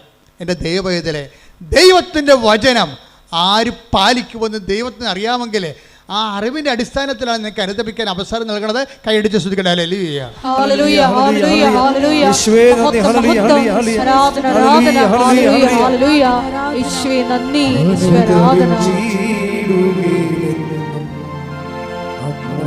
അനുഗ്രഹ നദി പോലെ ഒഴുകും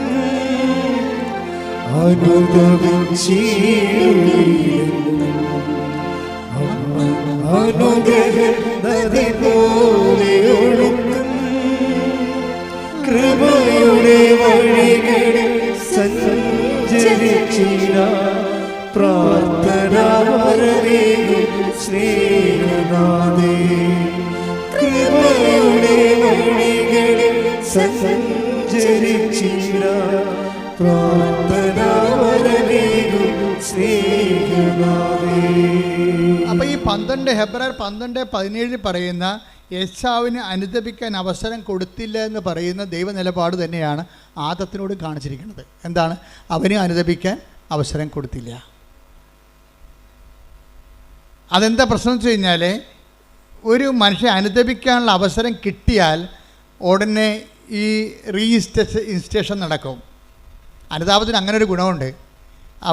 അതായത് നമ്മൾ കൃപയിൽ എവിടെയായിരുന്നു? ബൈബിള് അവസാനിക്കുമ്പോൾ ചോദിക്കേണ്ട ചോദ്യമുണ്ട്.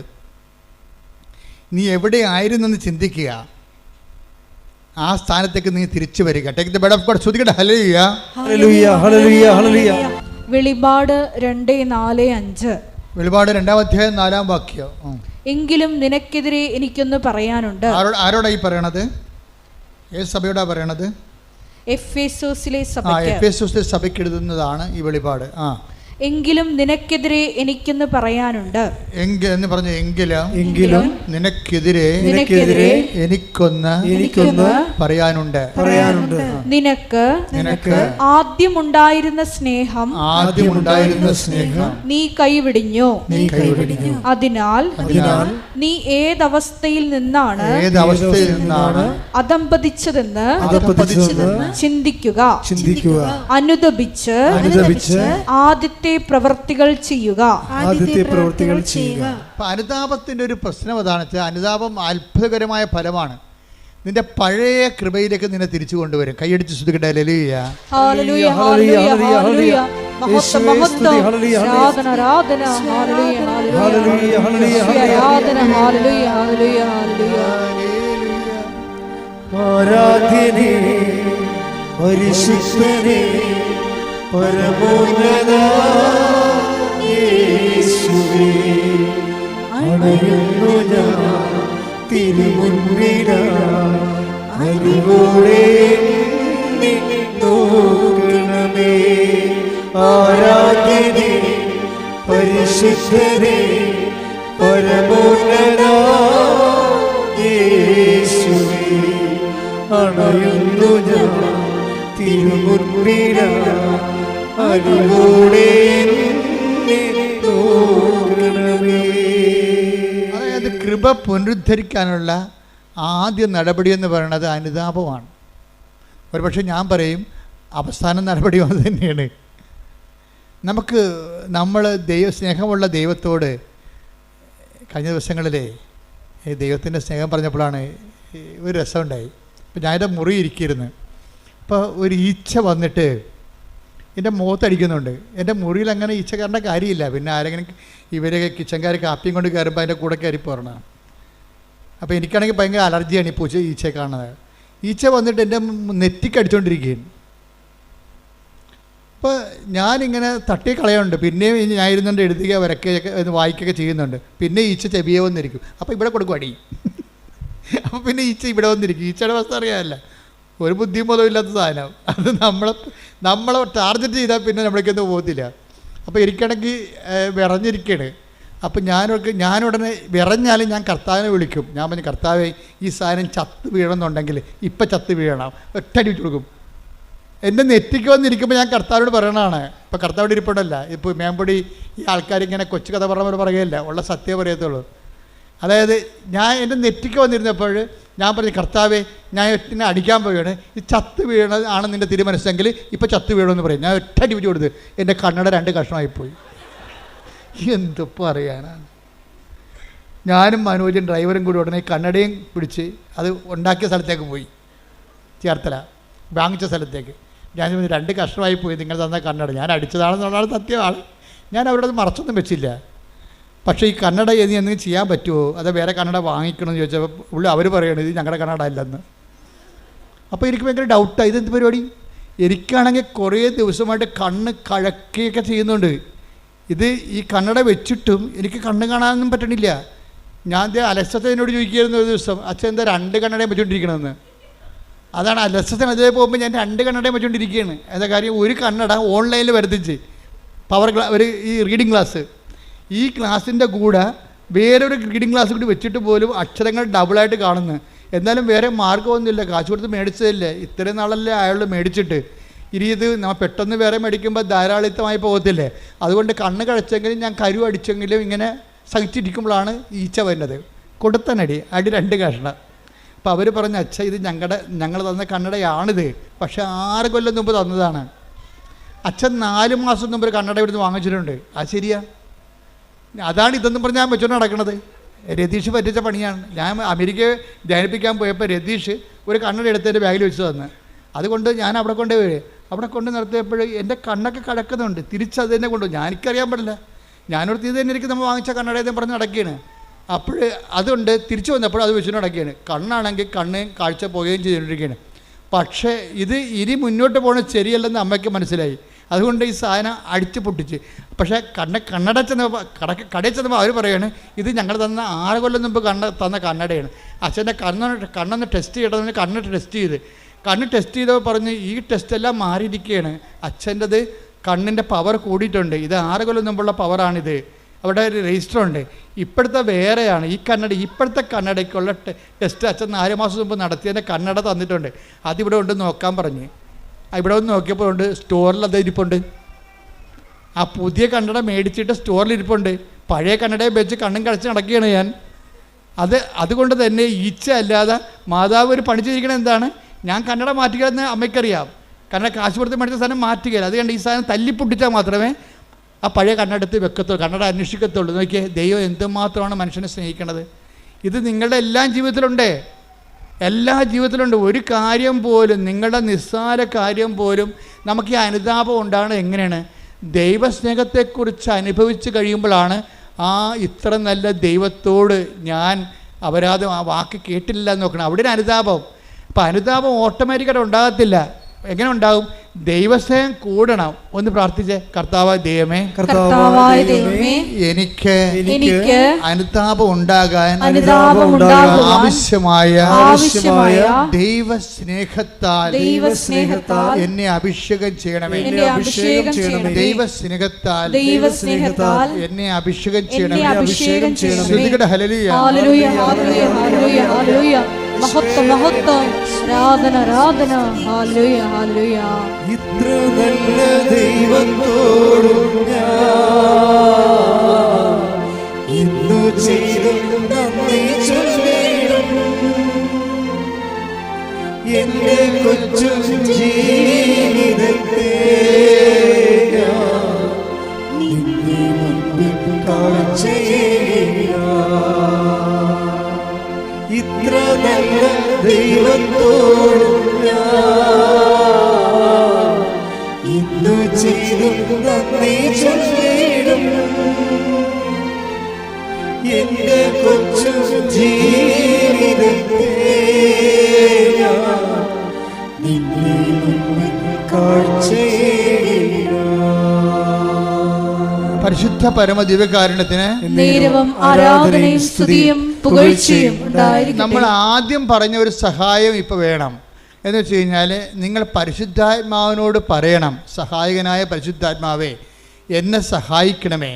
എന്നെ കർത്താവ് സ്നേഹിച്ച അതെല്ലാം എന്നെ അനുസ്മരിപ്പിച്ച് തരണമെന്ന് പ്രാർത്ഥിക്കണം. ഒന്ന് പറഞ്ഞ സഹായകനായ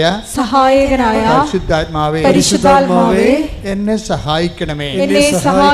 എന്നെ കർത്താവ് സ്നേഹിച്ച സാഹചര്യങ്ങളെയും സമയങ്ങളെയും എന്നെ അനുസ്മരിപ്പിച്ച് തരണമേ. അപ്പൊ അത് ഇന്ന ജാതി എന്നൊന്നുമില്ല. ആരെ വേണമെങ്കിലും ദൈവം സഹായിക്കും. നമുക്കൊരു അനുതാപം ഉണ്ടായാൽ മതി. കഴിഞ്ഞ ദിവസങ്ങളിൽ ഇന്നലെ ഒരു സാക്ഷ്യം ഉണ്ടായി. സാക്ഷ്യം പറഞ്ഞ കക്ഷിയുടെ പേര് അതായത് സ്മിത മാർട്ടിൻ. സ്മിത മാർട്ടിൻ്റെ പ്രശ്നം, അവൾക്ക് അധികം പൈസയൊന്നും ഇല്ല. IELTS എഴുതി കുറച്ച് കാശ് പോയിട്ടുണ്ട്. അപ്പോൾ ഇനി IELTS എഴുതണോ അതോ വേറെ എന്തെങ്കിലും കോഴ്സ് ചെയ്യണമെന്നാണ് സ്മിത ചോദിക്കണത്. അപ്പോൾ അത് ഓഫീസിൽ നിന്നും പറഞ്ഞ് ഞങ്ങൾക്കൊരു ചീട്ട് വേണം, അച്ഛനെ കാണണം, അച്ഛനോട് ചോദിക്കണം IELTS എഴുതണോ അതോ ഞങ്ങൾ വേറെ വല്ല കോഴ്സും ചെയ്യണം, മെസ്സേജ് എടുക്കണമെന്ന് പറഞ്ഞു. അപ്പോൾ സ്മിതയ്ക്ക് ഉടമ്പടി ഇല്ലാത്ത കൊണ്ട് ഓഫീസിൽ നിന്ന് പറഞ്ഞ് നീ ഉടമ്പടി എടുത്തിട്ടില്ലല്ലോ, നീ 18 വയസ്സ് കഴിഞ്ഞതല്ലേ, നീ ആദ്യം ഉടമ്പടി എടുത്ത് കഴിഞ്ഞതിന് ശേഷം നമുക്ക് ഈ വിഷയം സംസാരിക്കാമെന്ന് പറഞ്ഞു. അവൾ ഉടമ്പടി എടുത്ത് കഴിഞ്ഞപ്പോൾ അവൾ അമ്മയ്ക്ക് ഉടമ്പടി ഉണ്ട്. പക്ഷേ ഇത് ഇവളുടെ പ്രൈവറ്റ് കേസായത് കാരണം അവൾക്ക് വയസ്സ് 18 കഴിഞ്ഞ കാരണം ഉടമ്പടി എടുക്കാൻ ബാധ്യതയാണ്. അപ്പോൾ അവൾ ഉടമ്പടി എടുത്ത് കഴിഞ്ഞപ്പോൾ ഉടനെ വീണ്ടും പറഞ്ഞു നമുക്കിനി മെസ്സേജ് ചോദിക്കാമല്ലോ എന്ന് പറഞ്ഞ്. അപ്പോൾ അവർ പറഞ്ഞു നിങ്ങളുടെ കയ്യിൽ ഹോൾ ടിക്കറ്റ് ഇല്ലല്ലോ, ഹോൾ ടിക്കറ്റ് ഉണ്ടെങ്കിലല്ലേ അച്ഛൻ്റെ അടുത്ത് വരാൻ പറ്റത്തോ, രേഖ വേണ്ടേ.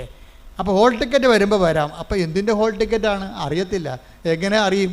അപ്പോൾ പറഞ്ഞ് അപ്പോൾ അമ്മയും മകളും കൊണ്ട് ഇരുന്നിട്ട് ഡിസ്കസ് ചെയ്യുകയാണ്. അമ്മയും മകളും കൊണ്ട് ഡിസ്കസ്സാണ്, എങ്ങനെയാണ് നമ്മൾ IELTS എടുക്കണം. അപ്പോൾ അവൾ പറഞ്ഞ് അമ്മ പറയണം ഞാൻ എടുത്തോളാം, കാര്യം കാശ് കുറേ ചിലവാകും, 10-35,000 രൂപ ചിലവാകും. അപ്പോൾ അമ്മ പറയും ഇനിയും കാശ് കളയാൻ ഞാൻ കുടുംബത്തിലുണ്ട്. അപ്പോൾ അമ്മ പറയാതെ ഞാൻ എടുക്കത്തില്ല, അപ്പനോട് ചോദിക്കണ്ടേ. അപ്പോൾ പറഞ്ഞ് നമ്മൾ ജയിക്കുമെങ്കിൽ എടുത്താൽ മതിയല്ലേ, നമ്മൾ ജയിക്കുമെങ്കിൽ IELTS എടുത്താൽ മതിയല്ലേ, വെറുതെ കാശുകളുടെ കാര്യമുണ്ട്. അത് മകൾ ചോദിക്കുകയാണ്. അപ്പോൾ അമ്മ പറയും എടി നമ്മൾക്ക് കുറച്ച് കഴിയുമ്പോൾ അമ്മ നമ്മളോട് പറയും എന്തെടുക്കണമെന്ന്, നീ നോക്കിക്കൂ എന്ന് പറയും, നീ നോക്കിക്കോ. അപ്പോൾ അമ്മയ്ക്ക് ദർശനവരം കിട്ടി ഉടനെ. അതാ പറയണത്, ഈ ദർശനവരം എന്നൊക്കെ പറയണത് നിങ്ങൾ ഓർക്കണം, ദൈവത്തെ ആത്മാർത്ഥവും അനുതാപത്തെ അന്വേഷിക്കുന്ന എല്ലാവരെയും ദൈവം സഹായിക്കും. നമ്മുടെ വിഷയം സഹായമല്ലേ. അപ്പോൾ തന്നെ പരിശുദ്ധാത്മാവ് അമ്മയെ സഹായിച്ചു, അമ്മയ്ക്കൊരു ബോധ്യം കിട്ടി. അമ്മ ഉടനെ പറഞ്ഞു നീ നോക്കിക്കോ, കുറച്ച് കഴിയുമ്പോൾ നോക്കിക്കോ, നീ എടുക്കേണ്ട വിഷയം പരിശുദ്ധ അമ്മ കൃപാസൻ മാതാവ് തന്നെ പരിശുദ്ധാത്മാവിന് നമ്മളോട് സംസാരിക്കുമെന്ന് പറഞ്ഞു. അപ്പോൾ ഉടനെ ഇവൾ പറഞ്ഞ് എനിക്ക് മനസ്സിലായി, എന്നോടും അമ്മ പറഞ്ഞായിരുന്നെന്ന് പറഞ്ഞു. അപ്പോൾ നീ പറഞ്ഞു നിന്നോടെന്താ അമ്മ പറഞ്ഞത്? അല്ല അമ്മയോട് എന്താ പറഞ്ഞത്? അപ്പോൾ എന്നോട് പറഞ്ഞത് ഇപ്പം നീ ഉടമ്പടിയുടെ താഴെ വന്നിട്ട് മാതാവിന് അവിടെ പോകുകയല്ലേ, പ്രദക്ഷിണത്തിന് പോകുകയല്ലേ, അപ്പം മാതാവിന് നിൻ്റെ കൈ കിട്ടിയാൽ അതിൻ്റെ അർത്ഥം നീ IELTS എടുക്കണമെന്നാണ്. അതാണ് അമ്മക്ക് കിട്ടിയ വെളിപാട്. ഉടനെ ഇവൾ പറയും എനിക്കും കിട്ടിയത് അതാണ് അമ്മ എന്ന് പറയും മാതാവിന്. പക്ഷെ മാതാവിനെ കിട്ടാൻ പാടാണ്. 25 പേരുണ്ട് ആ ഗ്രൂപ്പിൽ. 25 പേരിൽ ഇവൾക്ക് ലോട്ട് ഇവളെടുക്കണ ലോട്ടിൻ്റെ അകത്ത് മാതാവ് ഉണ്ടാകണം. ആ ഒരൊറ്റ തെളിവേ ഉള്ളൂ. അപ്പോൾ ഇവർ ചെന്ന് ഇവളുടെ അമ്മ ഇവിടെ ഇരുന്ന് പ്രാർത്ഥിക്കുന്ന അവൾ അവിടെ സ്റ്റേജിൽ പോയി ലോട്ട് കിട്ടിയപ്പോൾ ഇവൾക്ക് മാതാവിനെ കിട്ടി. അപ്പോഴേ എന്ന് വെച്ച് കഴിഞ്ഞാൽ അത് മാതാവിനെ പിടിച്ചുകൊണ്ട് മുത്തുക്കുടയുടെ താഴെ കൂടി വരണമ്പോൾ അമ്മ ഇങ്ങനെ ഇവിടെ ഇരുന്ന് വെച്ചാൽ അങ്ങോട്ട് തിരിഞ്ഞു നോക്കിയപ്പോൾ മകളുടെ കൈ മാതാവ് ഇരിക്കണം. എൻ്റെ അമ്മയെന്നും പറഞ്ഞ് ഇവർ പെസര് പോലെ ഓടിച്ചെന്ന് മാതാവിനെ കെട്ടിപ്പിടിച്ച് ഉമ്മ വെച്ച്. അമ്മേ ഞങ്ങളെ വിട്ടുപോയിട്ടില്ലല്ലേ? അപ്പം പറഞ്ഞു ഇനി എത്ര 1000 രൂപ പോയാലും കുഴപ്പമില്ല, നമ്മളായിട്ട് പാസ്സാകുന്നു. അതാ വിഷയം. അത് തീരുമാനം കണ്ട ഇത് അന്തർദർശനമെന്ന് പറയും. അന്നാളുകളിൽ നിങ്ങളുടെ യുവാക്കന്മാർ ദർശനങ്ങൾ കാണുമെന്ന് പറഞ്ഞില്ലേ? പിതാക്കന്മാർക്ക് സ്വപ്നങ്ങൾ ഉണ്ടാകുമെന്ന്. അതാണ് പരിശുദ്ധാത്മാവിന്റെ പ്രവർത്തനമാണത്. ഒന്ന് എടുത്ത് take the bed of God ശ്രദ്ധിക്കട്ടെ. ഹല്ലേലൂയ. ജോയൽ 2:28. ജോയൽ 2:28. അന്ന് ഇങ്ങനെ സംഭവിക്കും. അന്ന് ഇങ്ങനെ സംഭവിക്കും. എല്ലാവരുടെയും മേൽ എന്റെ ആത്മാവിനെ ഞാൻ വർഷിക്കും. നിങ്ങളുടെ പുത്രന്മാരും പുത്രിമാരും പ്രവചിക്കും. നിങ്ങളുടെ വൃദ്ധന്മാർ സ്വപ്നങ്ങൾ കാണും. യുവാക്കൾക്ക് ദർശനങ്ങൾ ഉണ്ടാകും. അപ്പൊ ഇതെന്ന് പറയുന്നത് സഹായമാണ്. നമ്മുടെ സബ്ജക്റ്റ് സഹായമല്ലേ? അപ്പോൾ ഒരു കൺഫ്യൂഷൻ വന്നപ്പോൾ ദൈവം നമ്മളെ സഹായിക്കുകയാണ്. അപ്പം സഹായിക്കണം. ഉടമ്പടിയിലാണെങ്കിലുണ്ടല്ലോ സഹായം പെട്ടെന്നാണ് കിട്ടണത്. എന്താ കാര്യം? അപ്പം അമ്മയ്ക്കും മകൾക്കും ഒരേ സമയം തന്നെ ദർശനം കൊടുത്തു. ഞാനാണ് നിങ്ങളുടെ കയ്യിൽ വരണമെന്നുണ്ടെങ്കിൽ ഈ കാര്യത്തിൽ നിങ്ങളുടെ തീരുമാനം കറക്റ്റായിരിക്കുമെന്ന്. പക്ഷേ ഇവൾ തോറ്റുപോകും. IELTS എഴുതി. അപ്പോൾ ഇവർക്ക് അപ്പനും മകൾക്കും അമ്മയ്ക്കും എല്ലാം സങ്കടം. പക്ഷേ അപ്പം പറയും നോ നോ നോ, അമ്മ പറഞ്ഞിട്ടല്ലേ നമ്മൾ IELTS എടുത്തത്. അപ്പോൾ നിങ്ങളിങ്ങനെ വിശ്വാസിച്ച് നിൽക്കണ കാണുമ്പോൾ ഒരാൾ വന്ന് ചോദിക്കും എന്താ സങ്കടം ഇങ്ങനെ IELTS തോറ്റു എന്ന് പറയും. തോറ്റു എന്ന് പറയുമ്പോൾ അത് റീവാലുവേഷൻ കൊടുത്താൽ പോരെ. അപ്പോൾ റീവാലുവേഷൻ കൊടുക്കുക. അത് ഇവർക്ക് അറിയത്തില്ല. എല്ലാവർക്കും അറിയാം, പക്ഷേ ഇവർക്ക് അറിയത്തില്ല റീവാലുവേഷൻ കൊടുക്കണമെന്ന്. റീവാലുവേഷൻ കൊടുക്കണമെങ്കിൽ പിന്നെ അത്രയും കാശ് തന്നെ അടക്കണം. അത്രയും അടക്ക് വീണ്ടും നമ്മൾ ഇപ്പോൾ ഈ പേപ്പർ അല്ലെങ്കിൽ സൈറ്റ് നോക്കാൻ കൊടുക്കണം. അപ്പോൾ അത്രയും പൈസ അടച്ചിട്ട് അപ്പം പറയും കുഴപ്പമില്ല, മാതാവാണല്ലേ നമ്മളോട് IELTS എടുക്കാൻ പറഞ്ഞത്, അതുകൊണ്ട് റീവാലുവേഷൻ കൊടുക്കുമ്പോൾ ഇപ്പം നീ എഴുതിയപ്പോൾ തോക്കുമെന്ന് ഉറപ്പല്ലേ? എഴുതിയപ്പോൾ തോറ്റു. ഇനി നീ റീവാലുവേഷൻ ജയിക്കുകയാണെങ്കിൽ അതിൻ്റെ അർത്ഥം എന്താണ്? Not by merit but by grace. അതിൻ്റെ കഴിവല്ല, അമ്മയുടെ കൃപയാണെന്ന്. അതുപോലെ റീവാലുവേഷൻ കൊടുത്തു കഴിഞ്ഞപ്പോഴുണ്ട് അവൾ ജയിച്ച്. അപ്പോൾ ഇതൊരു സ്റ്റോറിയാണ് ശരിക്കും പറഞ്ഞാൽ. അതായത് ഉടമ്പടി എന്ന് ഓരോ ഉടമ്പടിയും ഓരോ ദൈവാനുഭവത്തിൻ്റെ സുവിശേഷമാണ് എല്ലാം. പക്ഷേ ഇത് ഫോളോ ചെയ്യുമ്പോൾ നമ്മളെപ്പോഴും ശ്രദ്ധിക്കേണ്ടത് ഒരു ഇൻറ്റേരിയം പീരീഡിന് വേണ്ടിയുള്ള ഒരു അഡ്ജസ്റ്റ്മെൻറ്റായിട്ട് ദൈവവുമായിട്ട് നിങ്ങൾ നീങ്ങിയാൽ ഇതുപോലുള്ള വലിയ കാര്യങ്ങൾ ദൈവമായിട്ട് നിങ്ങളവിടെ ചെയ്യത്തില്ല. ഇതിപ്പോൾ ദർശനങ്ങളിലേക്ക് പോയില്ല, അവർ പ്രവചനങ്ങളിലേക്കും ദർശനങ്ങളിലേക്കും പോകണില്ല. വലിയ കാര്യങ്ങളാണ്. ഇതിന് വലിയ കാര്യങ്ങളെന്നാണ് പറയണത്. ഞാൻ എൻ്റെ പിതാവിനോട് ചോദിക്കുകയും ഇതിനൊക്കെ വലിയ കാര്യങ്ങൾ നിങ്ങൾ കാണുകയും ചെയ്യും. Take the bed of God ശ്രദ്ധിക്കട്ടെ. ഹല്ലേലൂയ ഹല്ലേലൂയ ഹല്ലേലൂയ ഹല്ലേലൂയ ഹല്ലേലൂയ യേശുവേ നന്ദി. ഹല്ലേലൂയ ഹല്ലേലൂയ ഹല്ലേലൂയ ഹല്ലേലൂയ ഹല്ലേലൂയ. യോഹന്നാൻ 1:50. യോഹന്നാൻ 1:50. യേശു പറഞ്ഞു അത്തിമരത്തിന്റെ ചുവട്ടിൽ നിന്നെ കണ്ടു എന്ന് ഞാൻ പറഞ്ഞതുകൊണ്ട് നീ എന്നിൽ വിശ്വസിക്കുന്നു. അല്ലേ? എന്നാൽ ഇതിനേക്കാൾ വലിയ കാര്യങ്ങൾ നീ കാണും. Praise the Lord. അതായത് സ്വർഗീയമായ കാര്യങ്ങളെക്കുറിച്ചാണ് പിന്നീട് സംസാരിക്കുന്നത്. അപ്പോൾ സ്വർഗീയമായ മേഖലയിലെ അതുപോലെ തന്നെ പ്രവചനങ്ങൾ, ദർശനങ്ങൾ, സ്വപ്നങ്ങൾ ഒക്കെ തുടങ്ങിക്കഴിഞ്ഞാൽ നീ ഉടമ്പടിയുടെ രണ്ടാം ഘട്ടത്തിലേക്ക് പ്രവേശിക്കുന്നതിൻ്റെ അർത്ഥം ഒരു മകള് ഇന്നലെ ഒരു സാക്ഷ്യം പറഞ്ഞത് അവളുടെ കോളേജിൻ്റെ അമ്മ ഉടമ്പടി എടുത്തപ്പോൾ തന്നെ കോളേജിൻ്റെ വാതിക്കൽ മഴവില്ല് തെളിഞ്ഞു നിൽക്കുന്നു. അവൾ ഉടനെ മൊബൈൽ എടുത്തിട്ട് അമ്മയ്ക്ക് അയച്ചു കൊടുത്തു, അമ്മേ ഉടമ്പടി എടുത്തല്ലേ, അമ്മ മഴവില്ലുമായി എൻ്റെ മുമ്പിൽ നിൽക്കണമെന്ന്. അതായത് അടയാളം കണ്ടുകൊണ്ടേയിരിക്കും, വലിയ കാര്യങ്ങൾ ഇങ്ങനെ കണ്ടുകൊണ്ടേയിരിക്കും.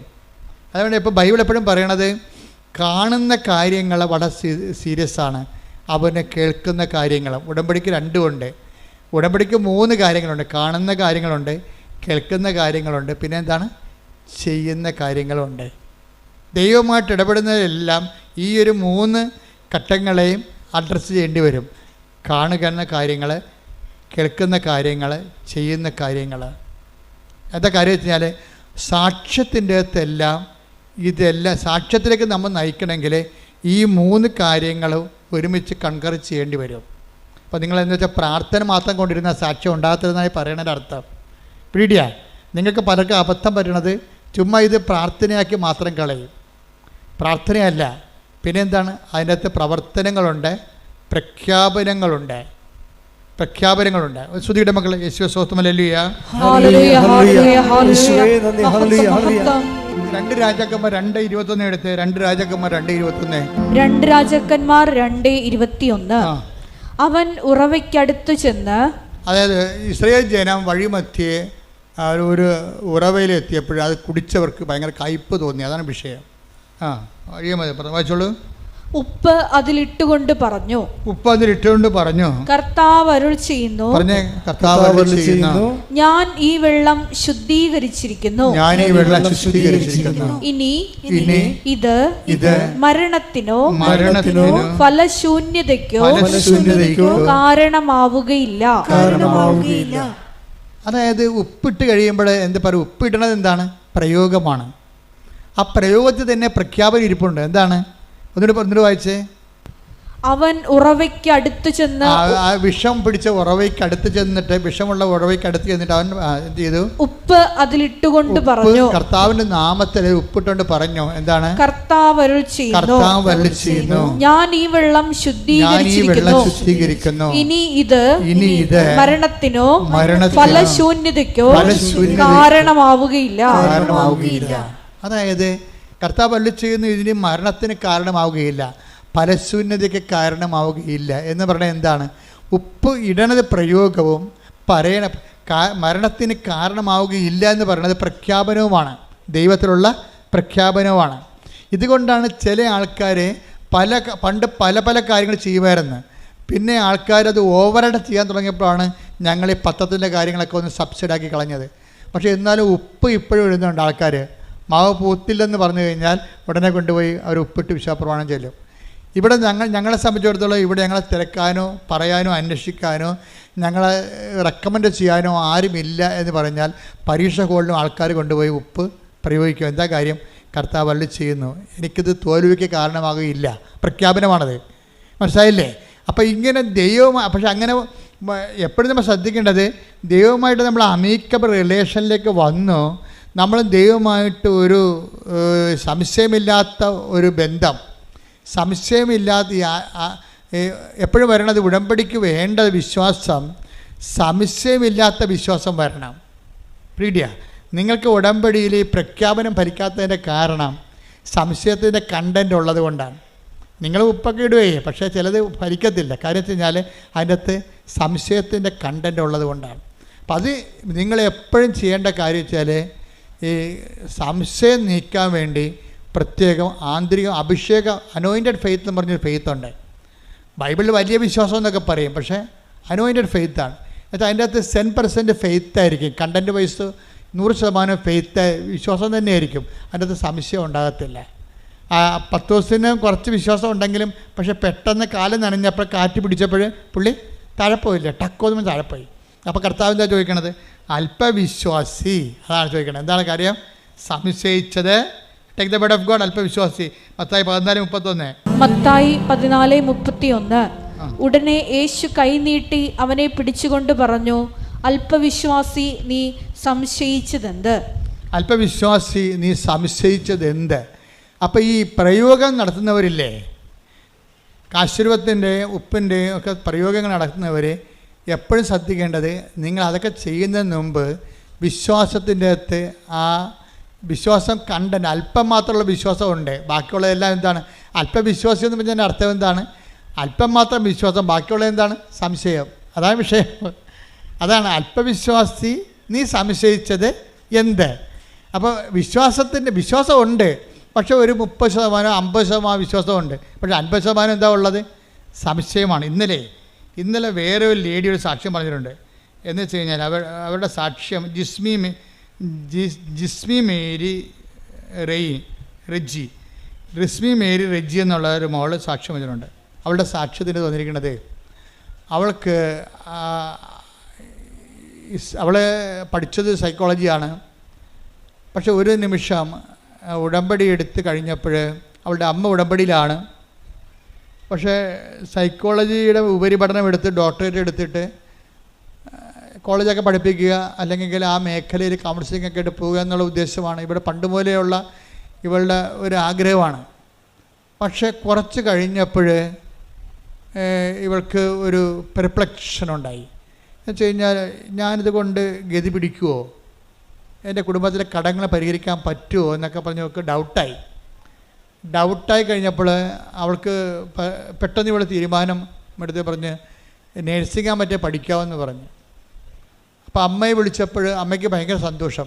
കാര്യം ഇവൾ സൈക്കോളജി എന്ന് പറഞ്ഞ് കെട്ടിച്ചാടിയ കാരണം അമ്മ പിന്നെ ഭയങ്കര സങ്കടപ്പെട്ട് ജീവിക്കുകയാണ്. അവൾ ഇസ്രയേലിലാണെങ്കിലും ഈ മകളുടെ പഠനത്തിൽ അവൾക്ക് അത്രയ്ക്ക് അവളുടെ ഒരു കപ്പാസിറ്റി, സൈക്കോളജിക്ക് എടുക്കുന്നവർക്ക് വേറെ ഒരു കരിബറല്ലേ, വേറെ കപ്പാസിറ്റിയാണ്. ആ ഒരു കപ്പാസിറ്റി ഇവർക്ക് ഇല്ലല്ലോ എന്ന് എന്തോ അവർക്കൊരു അസ്വസ്ഥത. പക്ഷേ ഇവിടെ നേഴ്സിംഗ് എന്ന് പറഞ്ഞപ്പോൾ അമ്മയ്ക്ക് ഇഷ്ടം. അപ്പോൾ അമ്മ പറഞ്ഞു അങ്ങനെയാണെങ്കിൽ ആസ്ട്രേലിയയിൽ പോയി മകളെ എന്ന് പറഞ്ഞു. ആസ്ട്രേലിയയിൽ പോകാൻ പറഞ്ഞു. അപ്പോൾ ആസ്ട്രേലിയയിൽ പോകാൻ നേരത്തെ ഇവളുടെ CV മാർക്ക് ലിസ്റ്റ് അയച്ചു കൊടുത്തു. പക്ഷേ ആദ്യമൊക്കെ ഇവൾ വിചാരിച്ച കോളേജിൽ കിട്ടാൻ വേണ്ടി ഇവൾ ഉടമ്പടി എടുത്തിട്ടുണ്ട്.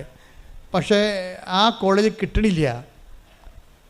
പക്ഷേ പെട്ടെന്ന് ഈ ഉടമ്പടി എടുത്ത് പ്രെയർ തുടങ്ങിയപ്പോൾ തന്നെ ആസ്ട്രേലിയയിൽ നിന്ന് ഇവൾ പറഞ്ഞ കോളേജിൽ നിന്ന് ഇവർക്ക് ഒരു ഓഫർ ലെറ്റർ വന്ന് അത് ഓക്കെ ആയി. പിന്നെ ബാങ്ക് ലോണും ഒക്കെ ഓക്കെ ആയി. പെട്ടെന്ന് ഓക്കെ ആയി കഴിഞ്ഞപ്പോൾ ഇവൾക്ക് പറയണ അത് എൻ്റെ നല്ല മാർക്കാണ്. അപ്പോൾ എനിക്കെൻ്റെ നല്ല മാർക്കുള്ളത് കൊണ്ടാണ് എനിക്ക് ആദ്യം യേശുവേ സ്തോത്രം എന്നൊക്കെ പറഞ്ഞെങ്കിലും പിന്നീട് ഇവിടെ കളം മാറി. അങ്ങനെയാണല്ലോ ഈ പല ആൾക്കാർക്കും സംഭവിക്കുന്നത്. എന്ന് വെച്ച് കഴിഞ്ഞാൽ ഇവരിങ്ങനെ യേശുവേ സ്തോത്രം സൂത്രം എന്നൊക്കെ പറയുന്നുണ്ടെങ്കിലും ഇവരുടെ അടിമനസ്സിൽ ഇവർ പറയും ഇത് എൻ്റെ കഴിവ് കൊണ്ടാണെന്ന് പറയും. ഇവർക്ക് അങ്ങനെ സംഭവിച്ചിരുന്നില്ല. ആരാണത്? അവളുടെ അതായത് ജുസ്മേരിക്ക് എന്താ പറയണത്? ഇത് എൻ്റെ മാർക്ക് ഹൈ മാർക്കല്ലേ, എബവ് 90 മാർക്കുണ്ട്, എബവ് 90% മാർക്കുണ്ട്. അപ്പോൾ എൻ്റെ മാർക്ക് കണ്ടിട്ട് അവർ മലന്ന് പോയി കാണും. അതുകൊണ്ടാണ് എനിക്ക് അഡ്മിഷൻ കിട്ടിയെന്ന് പറയുമ്പോൾ എന്ത് പറ്റി? ദൈവം ഞൊട്ടി. കണ്ടാ സംഭവം കണ്ടാ?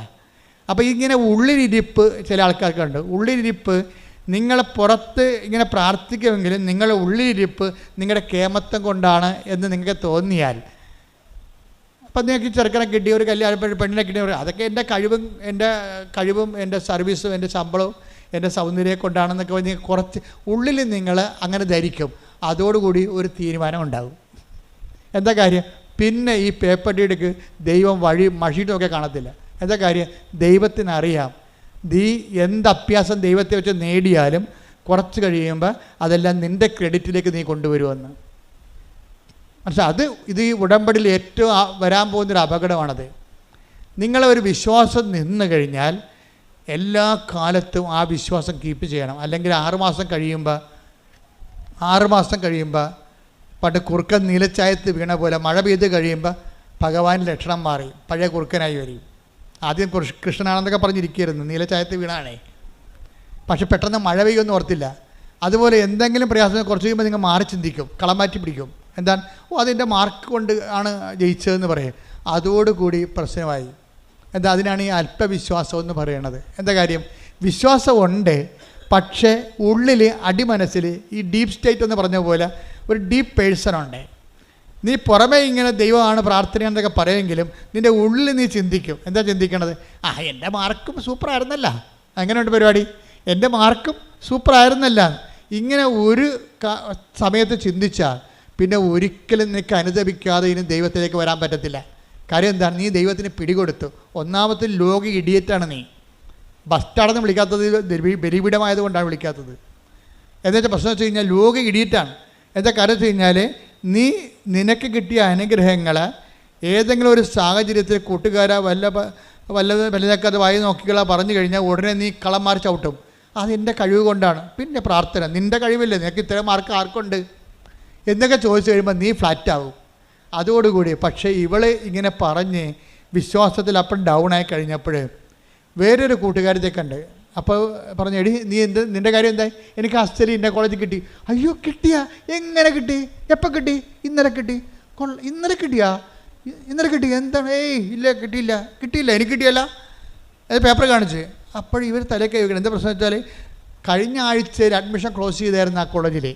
ഇവർക്ക് പണി കിട്ടണ വരെ കണ്ടില്ലേ, ദൈവം വിടത്തില്ല നിന്നെ, പുറകെ നടക്കുകയാണ് ഈ പിശാചിൻ്റെ പുറകെ. എന്താ കാര്യം? നീ നിൻ്റെ കഴിവ് കൊണ്ടാണ്, മാർക്ക് കിട്ടിയത് കൊണ്ടാണ് അവിടെ ജയിച്ചതെന്ന് പറഞ്ഞു പോയില്ലേ. അപ്പോൾ ഇനി നിന്നെ കറക്റ്റ് കാര്യം പറഞ്ഞു തരേണ്ട ദൈവത്തിന് ചുമതലയല്ലേ. അപ്പോൾ ഒരു കൂട്ടുകാരത്തെ വിട്ടിരിക്കുകയാണ്. കൂട്ടുകാരത്തെ വിട്ടിയപ്പോൾ അപ്പോൾ കഴിഞ്ഞ ആഴ്ചയിൽ അത് പൂർത്തിയതാണ്, അവിടുത്തെ അഡ്മിഷൻ ക്ലോസ് ചെയ്തതാണ്. പിന്നെ എനിക്ക് ഇന്നലെ കിട്ടി. അപ്പോഴാണ് ഇവർക്ക് വിഷമമായി, അനുതാപമായത്. ആ അനുതാപം എന്നെ വഴി കണ്ടില്ലേ, അനുതാപം അനുഭവത്തിൻ്റെ വരത്തുള്ളൂ. അപ്പോൾ അനുതാപം വന്നു. അപ്പോൾ അവൾ സോറി പറഞ്ഞു. അവൻ സാക്ഷ്യം ഉടനെ പറഞ്ഞു. സാക്ഷ്യം പറയരുതെന്നും പറഞ്ഞാൽ ഉടമ്പടി എടുത്തത്. പക്ഷേ ഇപ്പോൾ അവൾ സാക്ഷ്യം പറഞ്ഞു. എന്താ കാര്യം? അനുഭവം അത്രമാണ്. കാര്യം എന്താണ്?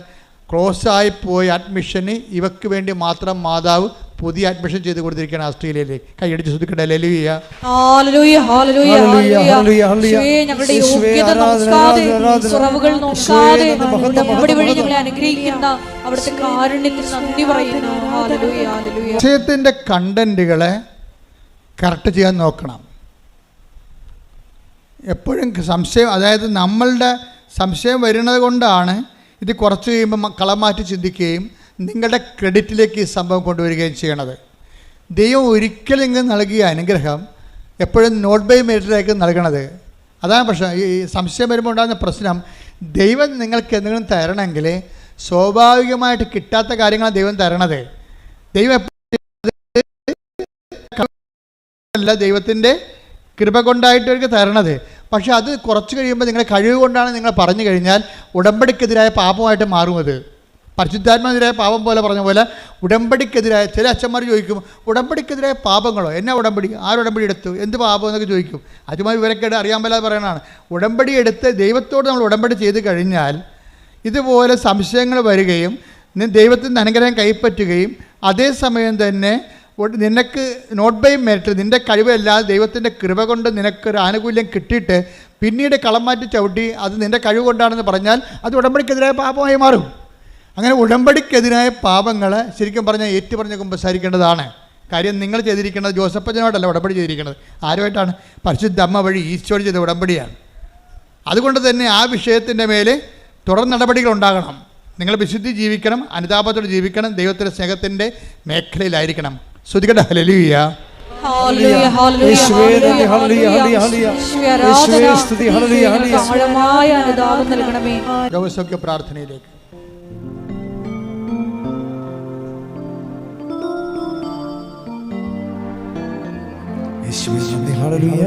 എല്ലാവരും സ്തുതിക്കട്ടെ. ഹല്ലേലൂയ, ഹല്ലേലൂയ. യേശുവേ ആരാധന, ആരാധന, ആരാധന. യേശുവേ നന്ദി, നന്ദി, നന്ദി. ഹല്ലേലൂയ, ഹല്ലേലൂയ, ഹല്ലേലൂയ, ഹല്ലേലൂയ. യേശുവേ മഹത്വം, മഹത്വം, മഹത്വം. ഹല്ലേലൂയ, ഹല്ലേലൂയ, ഹല്ലേലൂയ.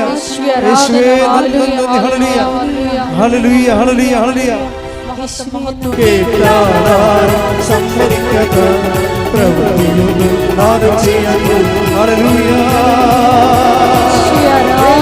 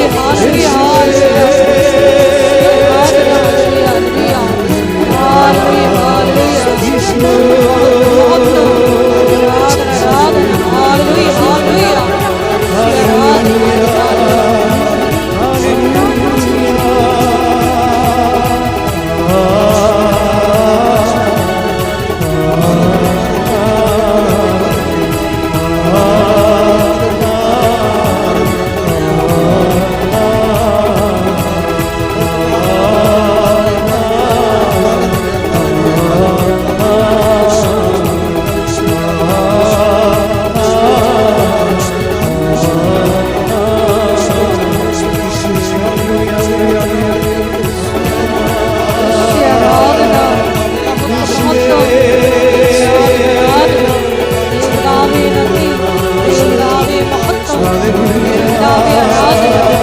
ഹല്ലേലൂയ, ഹല്ലേലൂയ, ഹല്ലേലൂയ. യേശുവേ, ആരാധന.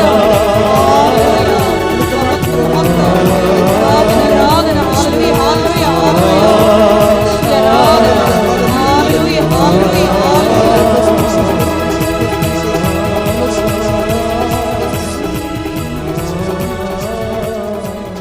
പരിശുദ്ധ പരമദിവ്യകാരുണ്യത്തിന് നേരവും ആരാധനയും സ്തുതിയും പുകഴ്ചയും ഉണ്ടായിരിക്കട്ടെ. പരിശുദ്ധ പരമദിവ്യകാരുണ്യത്തിന് എന്നേരവും ആരാധനയും സ്തുതിയും പുകഴ്ചയും ഉണ്ടായിരിക്കട്ടെ. എൻ്റെ പ്രിയപ്പെട്ടവരെ, രോഗസൗഖ്യ പ്രാർത്ഥനയിലേക്കും ജീവിത ദുരിത തടസ്സ നിവാരണ പ്രാർത്ഥനയിലേക്ക് പ്രവേശിക്കുന്ന സമയമാണ്.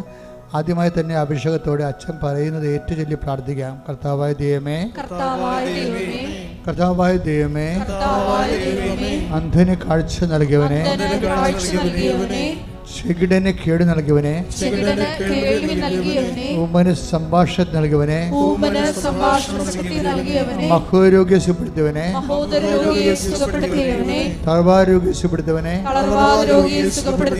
മരിച്ചവനെ ഉയർപ്പിച്ചവനെ, നിന്റെ തിരുനാമത്തിന് സ്വസ്ത്രം ചെയ്യുന്ന കർത്താവേ, നിന്റെ തിരുമുറിവാർന്ന വലത് കരം അങ്ങയുടെ മക്കളുടെ മേൽ വെക്കണമേ. കർത്താവേ, അങ്ങയുടെ തിരുമുറിവാർന്ന വലത് കരം അങ്ങയുടെ മക്കളുടെ മേൽ വെക്കണമേ. സന്ധിബന്ധങ്ങളില് കർത്താവിന്റെ രക്തം നിറയട്ടെ. മാംസപേശികളില് കർത്താവിന്റെ രക്തം നിറയട്ടെ. രക്തഞരമ്പുകളില് കർത്താവിന്റെ രക്തം നിറയട്ടെ. എല്ലാ കോശങ്ങളും യേശുവിന്റെ നാമത്തില് തുള്ളിച്ചാരട്ടെ. എല്ലാ കോശങ്ങളും ഹല്ലേലൂയ പാടി യേശുവിന്റെ നാമത്തിൽ കുതിച്ചു ചാരട്ടെ. യേശുവിന്റെ നാമത്തില് മാരക രോഗങ്ങള്, യേശുവിന്റെ നാമത്തില് തീരാവേദികള്, യേശുവിന്റെ നാമത്തിൽ മഹാരോഗങ്ങള്, യേശുവിന്റെ നാമത്തില് മാറിപ്പോകട്ടെ.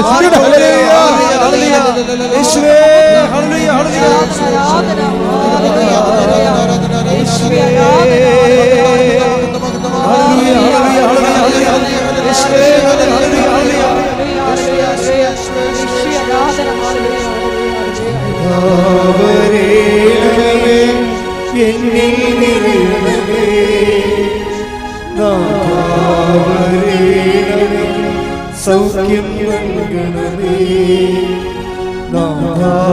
വരേണമേ, എന്നിൽ നിറയണമേ, വരേണമേ, സൗഖ്യം നൽകണമേ. പരിശുദ്ധ പരമദിവ്യകാരുണ്യത്തിന് എൻ്റെ മക്കളെ, സമാധാനമില്ലാത്ത കുടുംബങ്ങള്, വീടില്ലാത്തവര്, വഴിയില്ലാത്തവര്, ജപ്തി നടപടിയിൽ അകപ്പെട്ടു പോയിരിക്കുന്നവര്, സാമ്പത്തിക ബാധ്യതയുള്ളവര്, ജീവിതമാർഗം മുട്ടിപ്പോയവര്, കുഞ്ഞുങ്ങളെക്കുറിച്ച് അവലാതിയും വേവലാതിയും ഉള്ളവര്, കുഞ്ഞുങ്ങളുടെ ദുർഘടമായ ദുരന്തപൂർണമായ ചില ബന്ധങ്ങളും ചില അവസ്ഥകളും കൊണ്ട് വേദനിക്കുന്ന മാതാപിതാക്കന്മാർ, ഭാര്യാഭർത്താക്കന്മാർ തമ്മിൽ വേർപിരിഞ്ഞ് ജീവിക്കുന്നവർ, ഒരുമിച്ച് ജീവിക്കാൻ ആഗ്രഹിക്കുന്നവർ, ജോലിക്ക് വേണ്ടി പരിശ്രമിക്കുന്നവർ, ജോലി നഷ്ടപ്പെട്ടിട്ട് അടുത്ത ജോലിക്ക് വേണ്ടി പരിശ്രമിക്കുന്നവരും, അതുപോലെ തന്നെ ജോലി ഇല്ലാത്തവരും, അതുപോലെ തന്നെ പലതരത്തിലുള്ള കുടുംബത്തിൻ്റെ പ്രാരാബ്ധങ്ങൾ, വിവാഹം ഒത്തുവരാത്തവർ, മക്കളില്ലാത്തവർ, ഇതുപോലെ വിദേശപരമായ ജോലിക്ക് വേണ്ടി ശ്രമിക്കുന്നവരും മറ്റു തരത്തിലുള്ള ജോലികൾക്ക് വേണ്ടി ഉദ്യമിക്കുന്നവർ, ഉദ്യമങ്ങൾ പരാജയപ്പെട്ടതിനും നിരാശകളും നീറ്റലുമായി അനുഭവിക്കുന്നവർ, അങ്ങനെ വ്യത്യസ്തങ്ങളായ ഭീഷണികൾ, പലതരത്തിലുള്ള കേസുകൾ, കോടതികൾ, ജയിലിൽ കിടക്കുന്നവർ പോരും. ഈ മേഖലകളെല്ലാം ദൈവത്തിൻ്റെ കരുണ, പരിശുദ്ധ കൃപാസനം അൾത്താരെ ജീവനോടെ പ്രത്യക്ഷപ്പെട്ട പരിശുദ്ധ അമ്മയുടെ ശക്തി ദൈവനാമത്തെ കടന്നു ചെന്നുകൊണ്ട് കർത്താവിൻ്റെ കൃപയിൽ ഇടിമുഴക്കം പോലെ അവിടെ എല്ലാം വിടുതൽ ലഭിക്കാൻ വേണ്ടി സ്തുതിക്കട്ടെ, സ്തുതിക്കട്ടെ. ഹല്ലേലൂയ.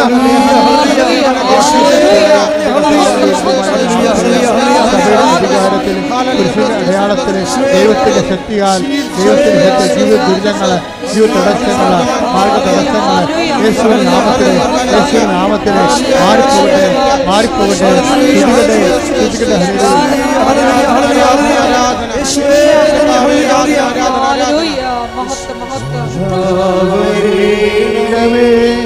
എന്നിൽ നിറയണമേ, വരേണമേ, സൗഖ്യം നൽകണമേ. പരിശുദ്ധ പരമദിവ്യകാരുണ്യത്തിന്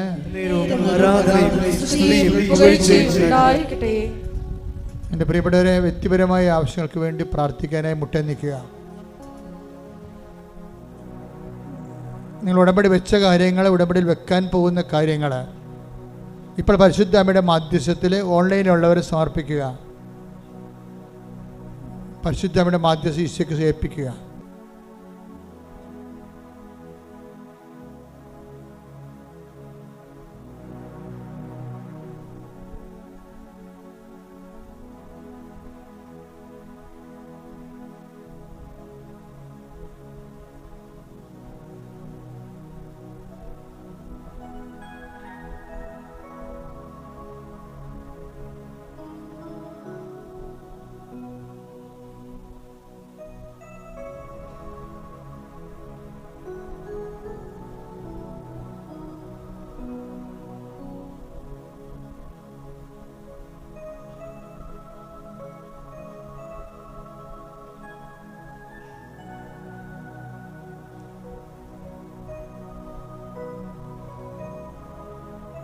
ഒരിക്കൽ കൂടി മരിയൻ ഉടമ്പടിയിൽ സമർപ്പിച്ചിരിക്കുന്ന എല്ലാ വിഷയങ്ങളും ദൈവമാതാവിൻ്റെ മധ്യസ്ഥയിലെ ദിവ്യകാരുണ്യ സന്നിധിയിൽ സമർപ്പിച്ച് നമുക്കൊരു നിമിഷം മൗനമായിട്ട് പ്രാർത്ഥിക്കാം.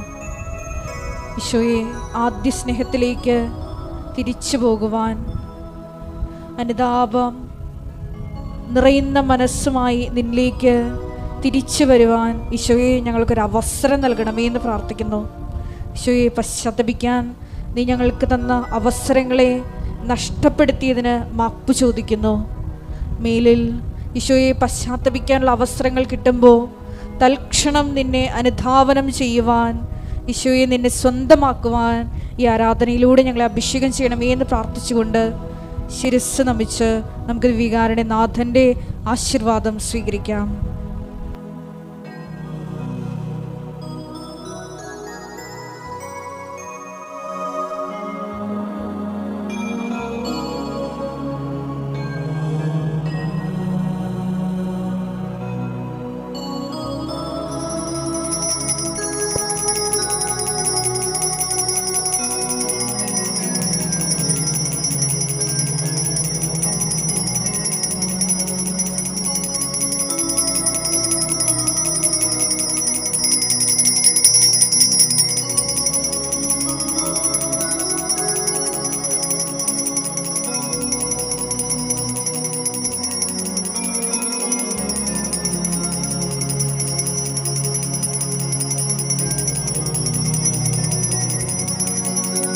പരിശുദ്ധ പരമമാ ദിവ്യകാരുണ്യമേ, എന്നുമെന്നും അങ്ങേക്ക് ആരാധന. പരിശുദ്ധ പരമമാ ദിവ്യകാരുണ്യമേ, എന്നുമെന്നും അങ്ങേക്ക് ആരാധന. പരിശുദ്ധ പരമമാ ദിവ്യകാരുണ്യമേ, എന്നുമെന്നും അങ്ങേക്ക് ആരാധന.